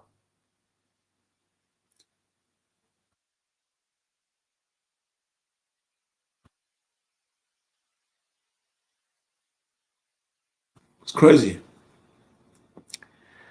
So the renew hope of Bola Tinubu agenda includes I am nine supporter, so that's why I say he will succeed. That's why I say the guy will come back. It is this is what it is. Don't tell me with it. So the first generation were colonial educated, colonially, education and fuck them up. Institutional design to favor the West. What do we get from that? Independence within British and Commonwealth control. The second generation came, they were infiltrated and compromised via oil contracts, civil war arms deal. As well, they take get us down. They take get the second generation of leaders. What was the outcome of that? Oil states born under Western patronage. Now only they feel run our oil. Third generation came, how did they get them? IMF, Structural Adjustment Program, military aid. The outcome of that, the industrialization and privatization. That's what the second generation of people do. I then get us via IMF, Structural Adjustment Program, through military aid, and they did what? We deindustrialize. Since that time on, we privatized everything that we used to have. The fourth generation, how did they get them now? Debt, oil multinational, policy conditionalities. That's why Bola Tinubu is carrying out the tax reform bill. That is not coming from them. That's a IMF policy. They have to make it happen. That bill will kick into effect January 1st. Nigerian life will be changed forever. But they will be left with a choice. Should they go out there and protest, knowing that Christian genocide is going on? How are they going to carry that out? So exactly what happened in Kenya has just been succeeded, been deluded. It has just been succeeded in the avoid from our subconsciousness. Do you expect the southeastern people, the southwest, the south to take to the streets in response to the effect of the tax, knowing well that there have been genocide in the north? Do you expect the northern people to take to the streets and protest against the tax that is about to turn their life, have more misery, for them to take to the streets, knowing that they have been accused of genocide? Ladies and gentlemen, these are questions that I'm just asking. I am not saying that is what is at play, but history rhymes. So the outcome of having so much debt, having oil company, multinational dominate our oil, let them write our policy literally. The outcome of that is what? Democratic facade. There is nothing like democracy. But most importantly, the neoliberal core is here. So this is where we are. Fela say, my people they suffer, my people they cry. Colonial they enjoy when with him big belly. Eh? That's Fela. My people they suffer, my people they cry. Colonial they enjoy with big belly. That's Fela. That was what he said, not me. So this is where we are. So the next people who are coming, they are already well entrenched in the same way too. The likes of who? Shore. Shore. Eh? Sarah Reporter is being funded by grants. The fourth foundation of these days, Media Network, eBay, Thunder, US Intel League, Makoto Foundation. Those are the people that is sustaining Shore, and you think he's coming to be president and now work for you. Must be out of your goddamn mind. He was colonially educated. Not them. Deliveroo TV is also one of them who is coming, you know. So the next generation were already entrenched with the Western patronage. In book, now Amazon is there pass. Anyway, the likes of Adewale and the rest of them. So Aisha Yusuf them, David Udeyi, these are all already entrenched. They already compromised. Bring back our girls, bring back our girls. Why bye? They shut down for Washington too, and they shut down for Abuja. Just as they shut Christian genocide now for Abuja, they shut down for Washington DC. Make it make sense. Yeah, make it make sense. So you say, so if Tinubu goes to US and successfully come back, so that nothing that he can go to the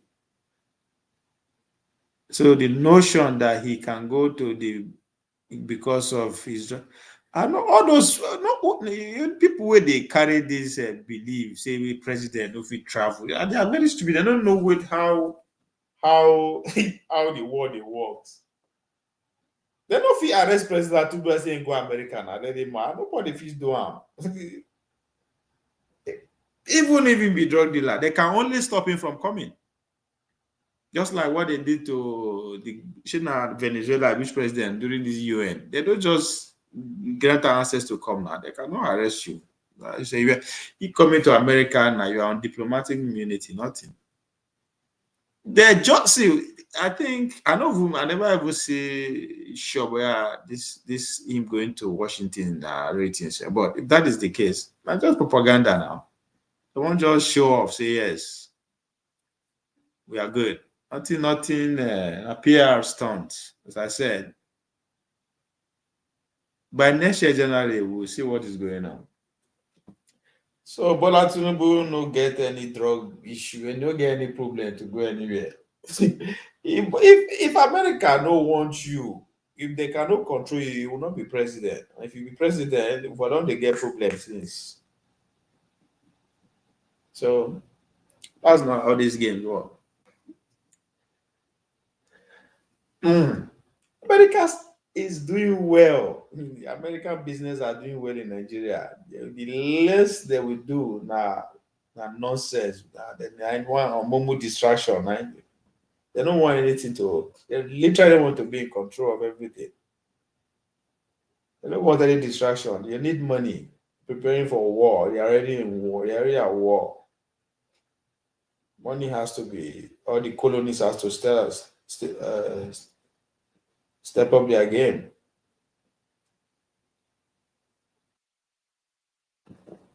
So that's what's happening. But we'll see.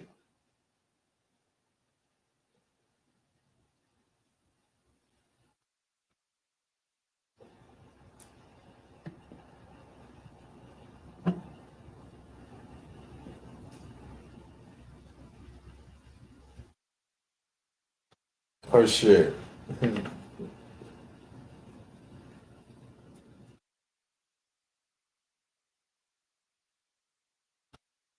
So if Tinubu goes to the US and comes back home successfully, that notion that he can't go to the US, I know no notion now for people who don't, not just for propaganda, be all those things. People who don't understand how the world works. Now then they carry those say one person no fit go America. But isn't it now good things I want to have a president who cannot travel to the West. That's the kind of president I want.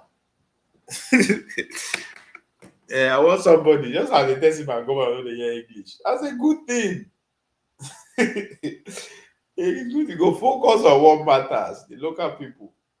So I look forward to a day that we will have a president and it will be sanctioned by the whole West. He cannot travel. I'm looking forward to that. It's good. It's a good thing. Oh, so my Uncle Dele is a funny guy. Uncle Dele, oh, Uncle Dele. The Nigerian government has allowed and has. It is up to us to solve our problems.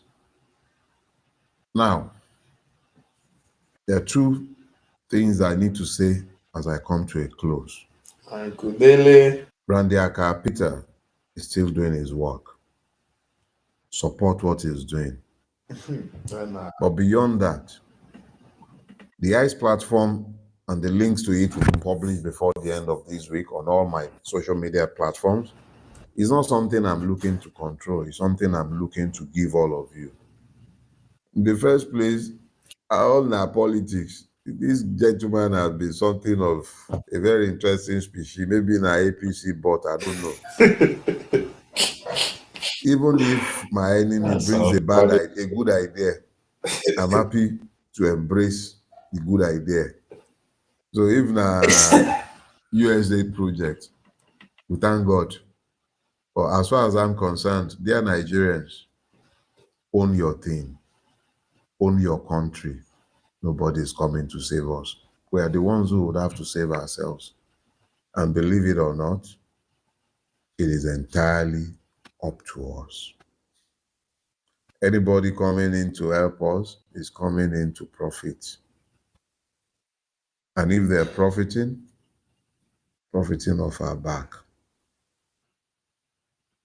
Uncle Dele.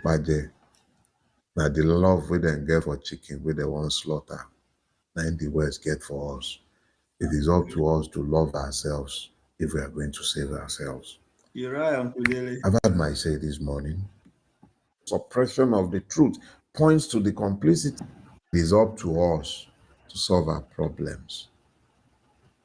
Now, there are two things I need to say. Uncle Dele.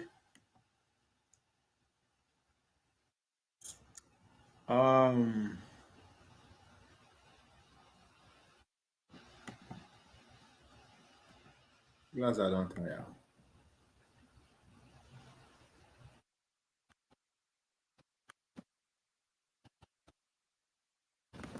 As I come to a close.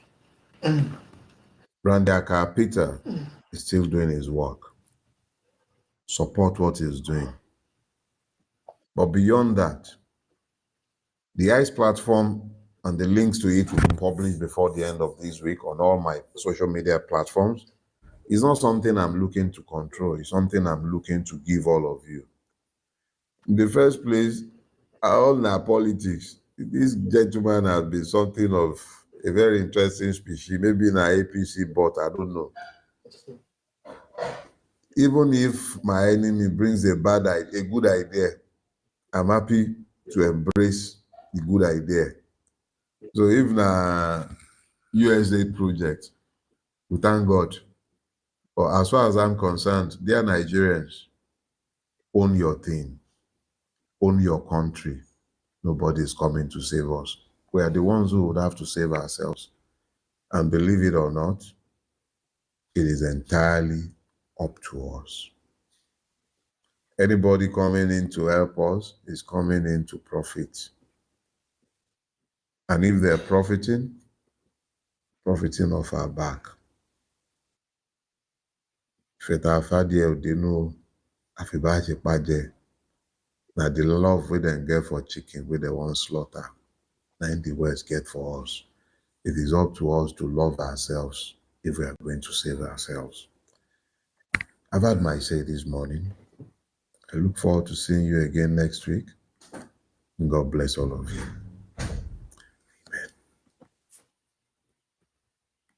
Address my subject today without necessarily speaking to that. So just in order to speak to it broadly and quite frontally, I will deal with it first, and then I'll dovetail into my subject as already introduced.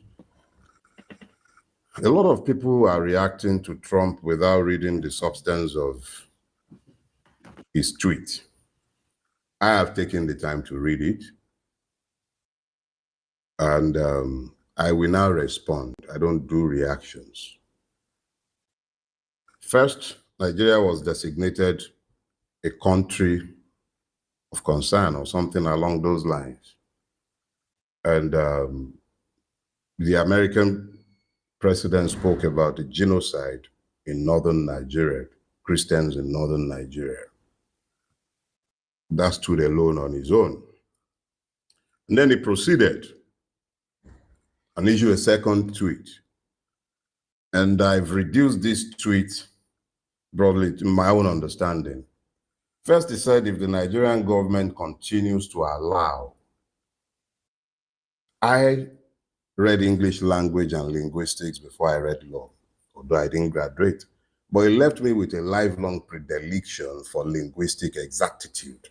So when words are used, I am very, very deliberate about deconstructing words in order to understand what is said, so that there will be no room for ambiguity. Given the fact that I am not a native speaker of the English language, I find this the easiest way to understand exactly what it is that a person is saying at any point in time.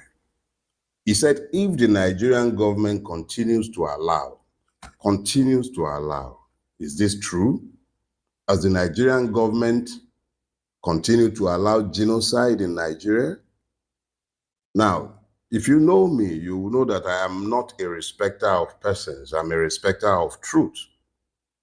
I do not need Trump to tell me that the Nigerian government is complicit in the genocide that has been taking place in the country. I do not require Trump, and I have been saying this consistently for a decade, in the public, in books, in speeches, in essays. There is substantial evidence in the public space to conclusively say that the Nigerian government allows what is happening. So let us be clear. We do not need Trump to tell us that, but he said that in his tweet. So I have no choice. I have to follow the truth. I have to agree with him. The Nigerian government allows the genocide because there is indeed a genocide. And I have called it that for at least a decade. I do not require Trump to tell me that there is a genocide going on in Nigeria that the government of Nigeria has allowed. The Tokwe just asked me not to look for work today again. Tokwe, you just said I should not look for work to do today again. Oh. That's what you did. Thank you. Yes, so our Rovi is now cashing in on us. If my body send you, I tell her say I receive it. If my body send you, tell her say I receive it, but that it doesn't have to. The feeling is mutual. We are just all of us now Olodo, so I'll vote for him anytime, any day. Anyway, thank you. So I know we'll go look for work today. Now I don't get $20. Let's continue to listen to. Okay, you don't know that I don't go global. You don't hear this one. If you are play my play. Now you they always use that word. I've gone global. Let me tell you that I've gone global. Complicity. These are truths we must tell problems. Now, there are two things I need to say as I come to a close. I've gone global here. Randy Aka Peter is still doing his work. Support what he's doing. But beyond that, the ICE platform and the links to it will be published before the end of this week on all my social media platforms. It's not something I'm looking to control. It's something I'm looking to give all of you. In the first place, all our politics, this gentleman has been something of a very interesting species, maybe in our APC, but I don't know. So I've gone global. Even if my enemy brings a good idea, I'm happy to embrace the good idea. So if na USA project, we thank God. But as far as I'm concerned, dear Nigerians, own your thing, own your country. American presidential tweets. I tell and say the and it is critical where they promote the USAID project. Now the guy among all the thousands of tweets where they come in, and my own IEC. That means I've struck a chord. I don't hit them where they're supposed to hit them. I mean, where I hit them, you guys see how now it begin. So I've gone global. That I must address these issues because they've become the proverbial elephant in the room. And I'm not sure it is possible for me to address my subject today without necessarily speaking to that. So just in order to speak to it broadly and quite clearly, I will deal with it first, and then I'll dovetail into my subject as already introduced. I'm not easy abuse from a lot of people who are reacting to Trump without reading the substance of his tweet. I have taken the time to read it, and I will now respond. I don't do reactions. First, Nigeria was designated a country of concern or something along those lines. And the American president spoke about the genocide in northern Nigeria, Christians in northern Nigeria. That stood alone on his own. And then he proceeded and issued a second tweet. And I've reduced this tweet broadly to my own understanding. First, he said if the Nigerian government continues to allow, I read English language and linguistics before I read law, although I didn't graduate. But it left me with a lifelong predilection for linguistic exactitude. So when words are used, I am very, very deliberate about deconstructing words in order to understand what is said, so that there will be no room for ambiguity. Given the fact that I am not a native speaker of the English language, I find this the easiest way to understand exactly what it is that a person is saying at any point in time. He said, if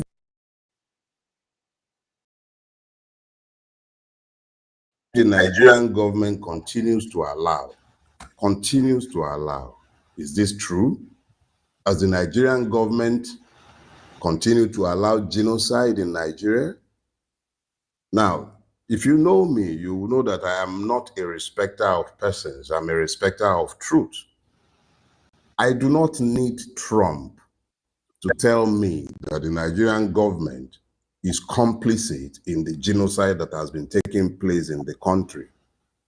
I do not require Trump, and I have been saying this consistently for a decade, in the public, in books, in speeches, in essays. There are substantial evidence in the public space to conclusively say that the Nigerian government allows what is happening. So let us be clear. We do not need Trump to tell us that, but he said that in his tweet. So I have no choice. I have to follow the truth. I have to agree with him. The Nigerian government allows the genocide, because there is indeed a genocide. And I have called it that for at least a decade. I do not require Trump to tell me that there is a genocide going on in Nigeria that the government of Nigeria has allowed. I don't require Trump to say that. Commodore Laumi has already told us that. Bugaje has already told us that. Or is it Baraje? He's already told us that. The fact that the creature called Ali Modu Sheriff is still walking around in Nigeria and he remains a man of influence tells me everything I need to know about the complicity of the Nigerian state. Now, he said the USA will immediately stop all aids and assistance. I am forced to speak to a private encounter where I had occasion to speak to US government officials. And when I was asked, is there anything we can do for you? I said, no, we don't require anything from you. I want nothing from anybody. Just stick your nose out of our business. Because the American interest in Nigeria is not exactly benevolent. But that is another topic for another day. I was clear. Stick your nose out of our business. And stick your nose out of our business includes keep your aids, keep your assistance. It's not been beneficial to us. If anything, your aids and assistance have only served to keep us further impoverished and reinforce the evil that you have allowed to overtake our country. So let us be clear. I am all for you doing number two. Please, we beg you, stop all aids and assistance. But as you're stopping all aids and assistance, stop being the net recipient of our stolen commonwealth. I was in the US in the immediate aftermath of the 2023 election. And I was specific in saying exactly this. You allow things in Nigeria that you will not tolerate in your country. People who kill and murder Nigerians, to your knowledge, they buy homes in your country. They have dual citizenship. They have residence in your country. You say nothing about this and you're threatening us about the withdrawal of all aid. Keep your aids, please. But remove these people. Don't stop allowing them access to your banking system. Stop allowing them safe havens in your country, not just in America, all over your sphere of influence. Force them to come back to Nigeria to solve our own problems. The reality is that what you give with one hand, you will take back with the other. Please, keep your aids. Please, keep your assistance. Now, you call Nigeria a now disgraced country. It wasn't disgraced under your rule. It's been disgraced a long time from inception. And it is up to us to make it honorable. But thanks for pointing it out to us. Because at least if the people who ruin this country will not hear us when we tell them, perhaps they will hear now that you are telling them how they've disgraced us all over the world. They come to you, cap in hand, supposedly begging for charity from you, when you know how many billions they have stashed away in your banking system. So yes, the country is not just now disgraced. It's been disgraced for a while with your help. And I'm not talking about you, Donald Trump. I'm talking about America. I'm talking about the West. I'm talking about the rest of the world, including China and all the other people who have provided succor to those who have destroyed this beautiful country. So yeah, it's disgraced, but it was never really engraced. It is entirely up to us to do with it as we will, if we can find the grace to engrace it. Now, let us be clear about something. You're talking about coming to Nigeria and guns blazing. When the guns are blazing and the bullets are flying, we've seen examples of where America has done this everywhere in the world. We would rather you don't come into our guns blazing. It doesn't really require you coming in guns blazing. It just requires you insisting on the right things being done in Nigeria. It requires judiciary, who you know how corrupt they are. You have access to intelligence that the average Nigerian can never touch. You know. And if they are indeed persons deserving of death, you have more than ample evidence. You know what you used to do. Do that. Expose them. Bring them to international trial courts that are built by you. The Americans and the West created the International Criminal Court. If they are indeed persons within the Nigerian power circle who are guilty of these things, you know what to do to bring them to justice. But please don't come into our country gun blazing. Nigeria is not Somalia, and is a multicultural, multi-ethnic society. We don't need you to come into our country guns blazing. You understand? Now, you spoke of Islamist terrorists. Why not tell us the truth? You know who they are. Commodore Laumi told us. He flirted with it. He just couldn't release the names. But that is understandable. He's our own intelligence officer, trained by you as well. US was involved in his training. You guys have better files, access to better information than Laumi ever had. Why not tell us who they are? Why not tell the world? So please, don't tell us about coming guns blazing. You know who the terrorists are. Tell us. The ones in the power structure of Nigeria, tell us. Expose them. And then you spoke of atrocities. The atrocities that have been taking place in Nigeria didn't start today. Started since around 2003. Sometime with American connivance and silence. We are aware, but we've been rendered powerless because America has been largely complicit in what has happened to us. You can help us. Yes, you can. America can be a true friend to progressive forces in Nigeria, but not by coming in with your guns blazing. We don't need you coming into our country guns blazing. Just stand by the truth and insist on the right things being done. Now you have discovered the cherished Christians in Nigeria. Where were these cherished Christians in 2014, 2015? When the Obama regime, whether you like it or not, at the end of the day, was the American government.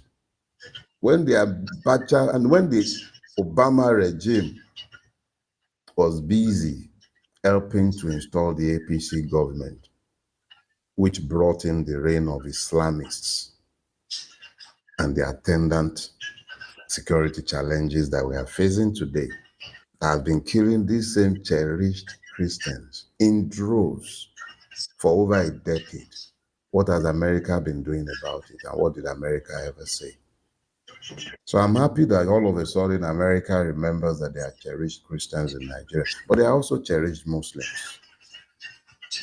There are cherished Shia Christians, Shia Muslims, who have been slaughtered in hundreds without America saying a word for years. So yeah, I agree with you in total. The Nigerian government had better move fast, because if it doesn't move fast, this country will be gone, whether America comes in gun blazing or not. And that is as far as it concerns the Americans. My enemy's enemy is not my friend. But the Americans are not our enemies. But they're also not our friends. Americans are Americans. Donald Trump is beholden to the American people. And it is his interest that Americans are bettered. So at any point in time, understand that he is elected to serve Americans. And when he's speaking promoting American interests. There are cherished Christians who are today being slaughtered in America, treated like animals in American detention centers, clamped in cages, and they are Christians. Latin Americans don't come more Christian than that. They're Catholics, largely Catholics. They don't ask your identity before they clamp you in their detention camps. So please, I do not require Mr. Donald Trump to tell me how nasty my country has become. It is nasty. Does it need help? Yes, we need help. Do we need to find ourselves? Yes, we do. Has Donald Trump lied in any way? No. He largely told the truth. My own position is that yes, help us, but we must help ourselves. It is up to us to help ourselves. Now, why I said I'll lay down the American case first is because it dovetails into what I had already set myself this week. No saints, no sinners, just Nigerians. I have repeatedly sang a particular song each time that this has come to mind, and that is the one where I have said, Boala Lowombe, that is, we are all guilty. Nigeria did not get to this point by accident. It is here by design, but we have acted horribly because we have allowed it, and we are equally complicit in what has overtaken us. My wife runs a business where she sells food. On a Sunday, pretty much like this one, she unexpectedly, at least her staff were not expecting her, so she went to the store. And on getting there, for some reason, inexplicable, because even on normal weekdays, she probably wouldn't have visited, but she went to the kitchen. And she found the staff. They had fried 3 crates of eggs. That's 96. I don't speak about my businesses, so I would avoid speaking, but some of the persons listening to me are familiar with the business about which I'm speaking. It's a food retail business. There were less than 30 people on duty. I think they had about 24 to 26 people on duty because it was a Sunday. They fried 96 eggs. That is more than 3 to a person. You know what's worse? They had no authority or right to fry anything. So this was taken out of stock. And nobody would have known anything about it because it would have been classified as breakages.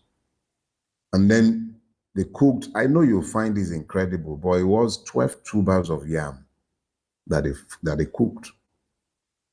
12 tubers of yam. 3 crates of eggs. Nigerians. And each and every one of them have at one point or the other had cause to speak about the corrupt government of Nigeria. They have had reason to speak to the wickedness of our rulers. But they did this. I wouldn't eat more than 1 egg fried. Each one of them had more than 3 when you consider the fact that they fried 3 crates of egg. That is not about sating hunger. That is about being wicked. Now remember this. This wasn't something, this is not something the management was ever meant to find out. And it took the collective silence of those working there, all of them, for that to happen. And they will speak to the wickedness of the government. There was a day I was driving towards my office in Lekki, and I noticed that a light had come up on my dashboard suggesting a flat tire. I had run flat, but it was necessary that I topped up the hair. So I parked by a vulcanizer at the junction to my office on Admiralty. And he said, oh, you have a couple of leakages. I didn't argue with him. I paid him. And he fixed it. So I drove away. And then I got back home, and in the following morning, the driver called my attention to the fact that when he was cleaning the car and he started it earlier on, he noticed that the light was on. The tire light was on again. And this was Monday now, so I asked him to take the tire to the Dunlop Center close to my house. And he went there. And by the time he got back. He said, oh, there was something wrong with the valve. So they replaced the valve. I never had any leak in my tire. But this vulcanizer, he had, anyway, I went back to him on my way to the office. And I said to him, you have apprentices, young boys, a couple of them probably in their early teenage years. And you're already teaching them to steal as part of them learning a trade.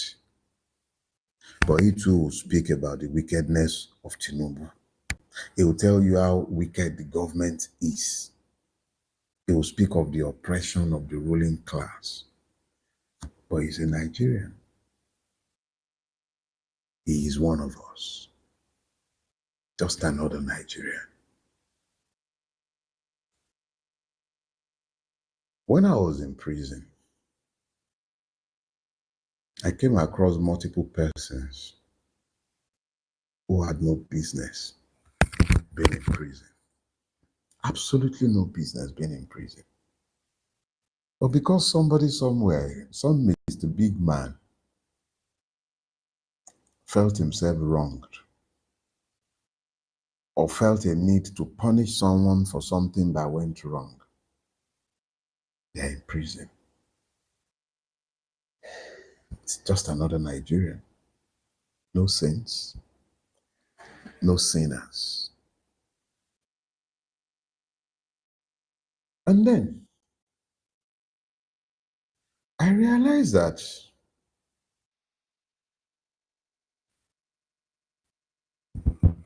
when we fail to understand that the other person is just another Nigerian, just another victim, just another person whom the system is dealing with, we legitimize what happens to them because we don't have a template for who the Nigerian is. It's always about, is either the person is one of ours or is one of theirs. Meanwhile, in our heads, we've qualified the person as either a saint or a sinner on the basis of our subjective interpretation of the person's humanity. So if you learned that they massacred a Shia crowd, you automatically justify the fact that they were murdered because Shebi is the Shia, the apostates. And if you are a Christian, particularly in the South, Shebi is the Muslims killing themselves. So you have the saints, you have the sinners, and you forget it's just another Nigerian. Oh yeah, you have your Boku advert. The fraudulent trader is meant to be from a particular ethnic group, right? You see, here is the sad thing. You're merely painting the picture of a Nigerian. The person outside the country coming across you as a Nigerian is already bad enough that you're some effing ass nigger. You're a black man. You don't get it. You think he cares for the niceties of your ethnicity? He doesn't. You've defined yourself in front of him. Oh, when you say, oh, this one is a ritualist, that one is a fraudster, that one is a terrorist, they don't care. You're just defining the Nigerian. That's all you're doing. You define the Nigerians each time you open your mouth to talk about the saints, the sinners. There are no saints or sinners in the eyes of the world. It's just the Nigerian. It's just another Nigerian. That's all you are. Why should it be the business of the West to separate you in the manner that you have separated yourself? Why should it be their business? They don't care. You're just another Nigerian. Or you're Christian. They will ask the question after the fact. You've already been stereotyped. They have your profile. The Nigerian, who is the Nigerian? Is the fraudster. You define yourself as one. Is the one you can't trust when you buy things from him. You defined yourself. Or is a ritualist. You defined yourself. Oh, he's a terrorist. You've defined yourself. You can't be, they can't be trusted. You've defined yourself. The world does not care which part of the many divisions you come from. The moment you bring out that your green curse, your victimhood is ascertained. Everything you've had occasion to say about each and every one of the other victims, you are identified by. That is exactly how they identify you. When you sit down and you legitimize the massacre of one ethnicity or religiosity on account of your narrow subjective interpretation of their humanity, you do the same to yourself. Òfin tó mélégún, òun ló mẹ́lẹ́hà.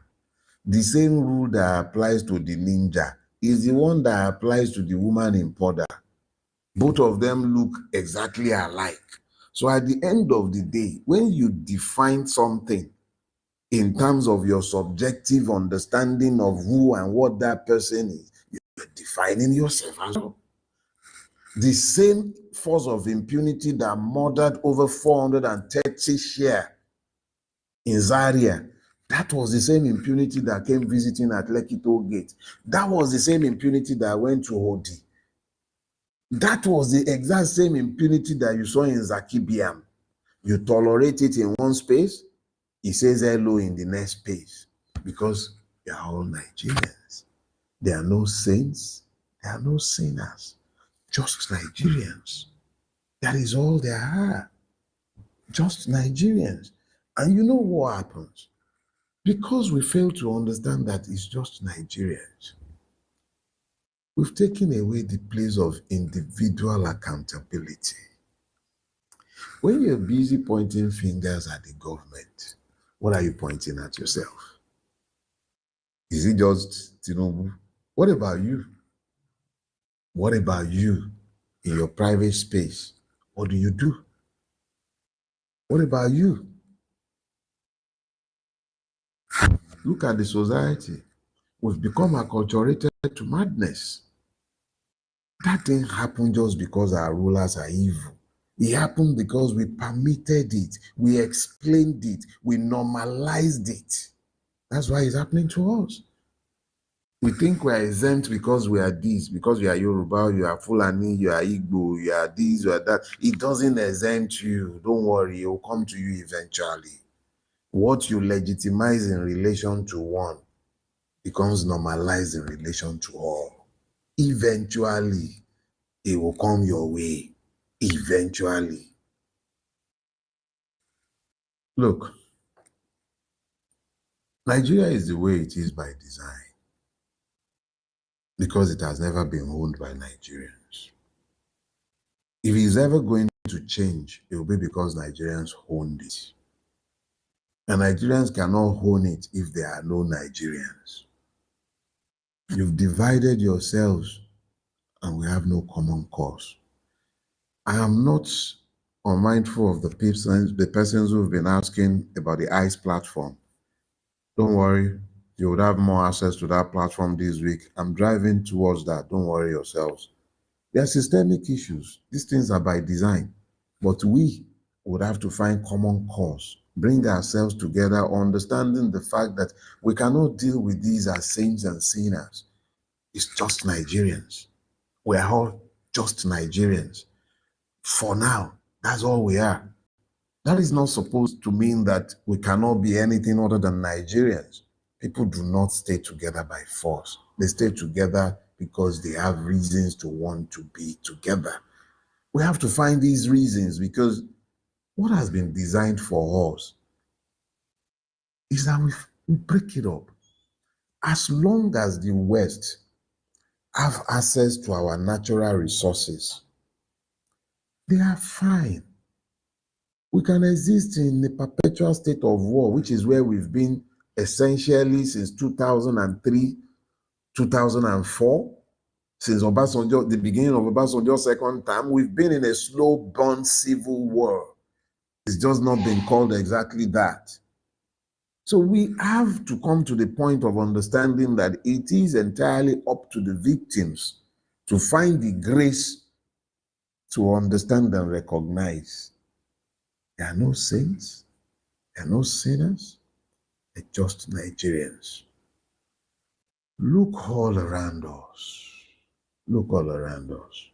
Because of the divisions that we have allowed, because of the divisions that we have embraced, our society has broken down because we don't have shared norms any longer. Trump spoke about how the Nigerian government has allowed it. Those are the systemic reasons for our madness. How do you have a multi-ethnic, multicultural, religion-sensitive country and a party, the APC, would deliberately promote divisions in that same country? Muslim ticket was bad enough. You weaponized ethnic bigotry in Lagos State and everywhere else. Bigotry has always been part and parcel of Nigerian politics. But it had never happened that person in high government offices, public officials, would embrace bigotry so blatantly in the public space.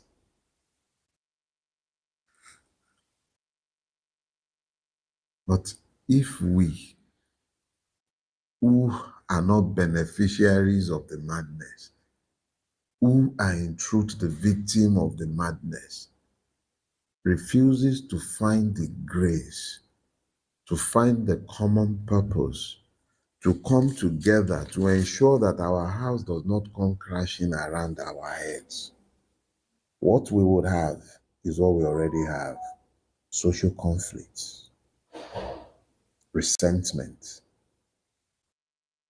loss of trust in public institutions, reduced social cohesion, moral ambiguity. Look all around us. Internal conflict everywhere you turn. The fact remains that there are no saints and there are no sinners, only Nigerians. We are all commonly guilty and responsible for where we are. There is a part where there is a systemic guilt and it should be addressed. But even that systemic guilt can only ever be redeemed or dealt with when we, as a people, come to the knowledge of the fact that these issues have to be dealt with, recognizing that there are no saints, no sinners, just Nigerians, and stop prioritizing this subjective basis for assessing power. Stop it. Stop it. Stop this idiotic fixation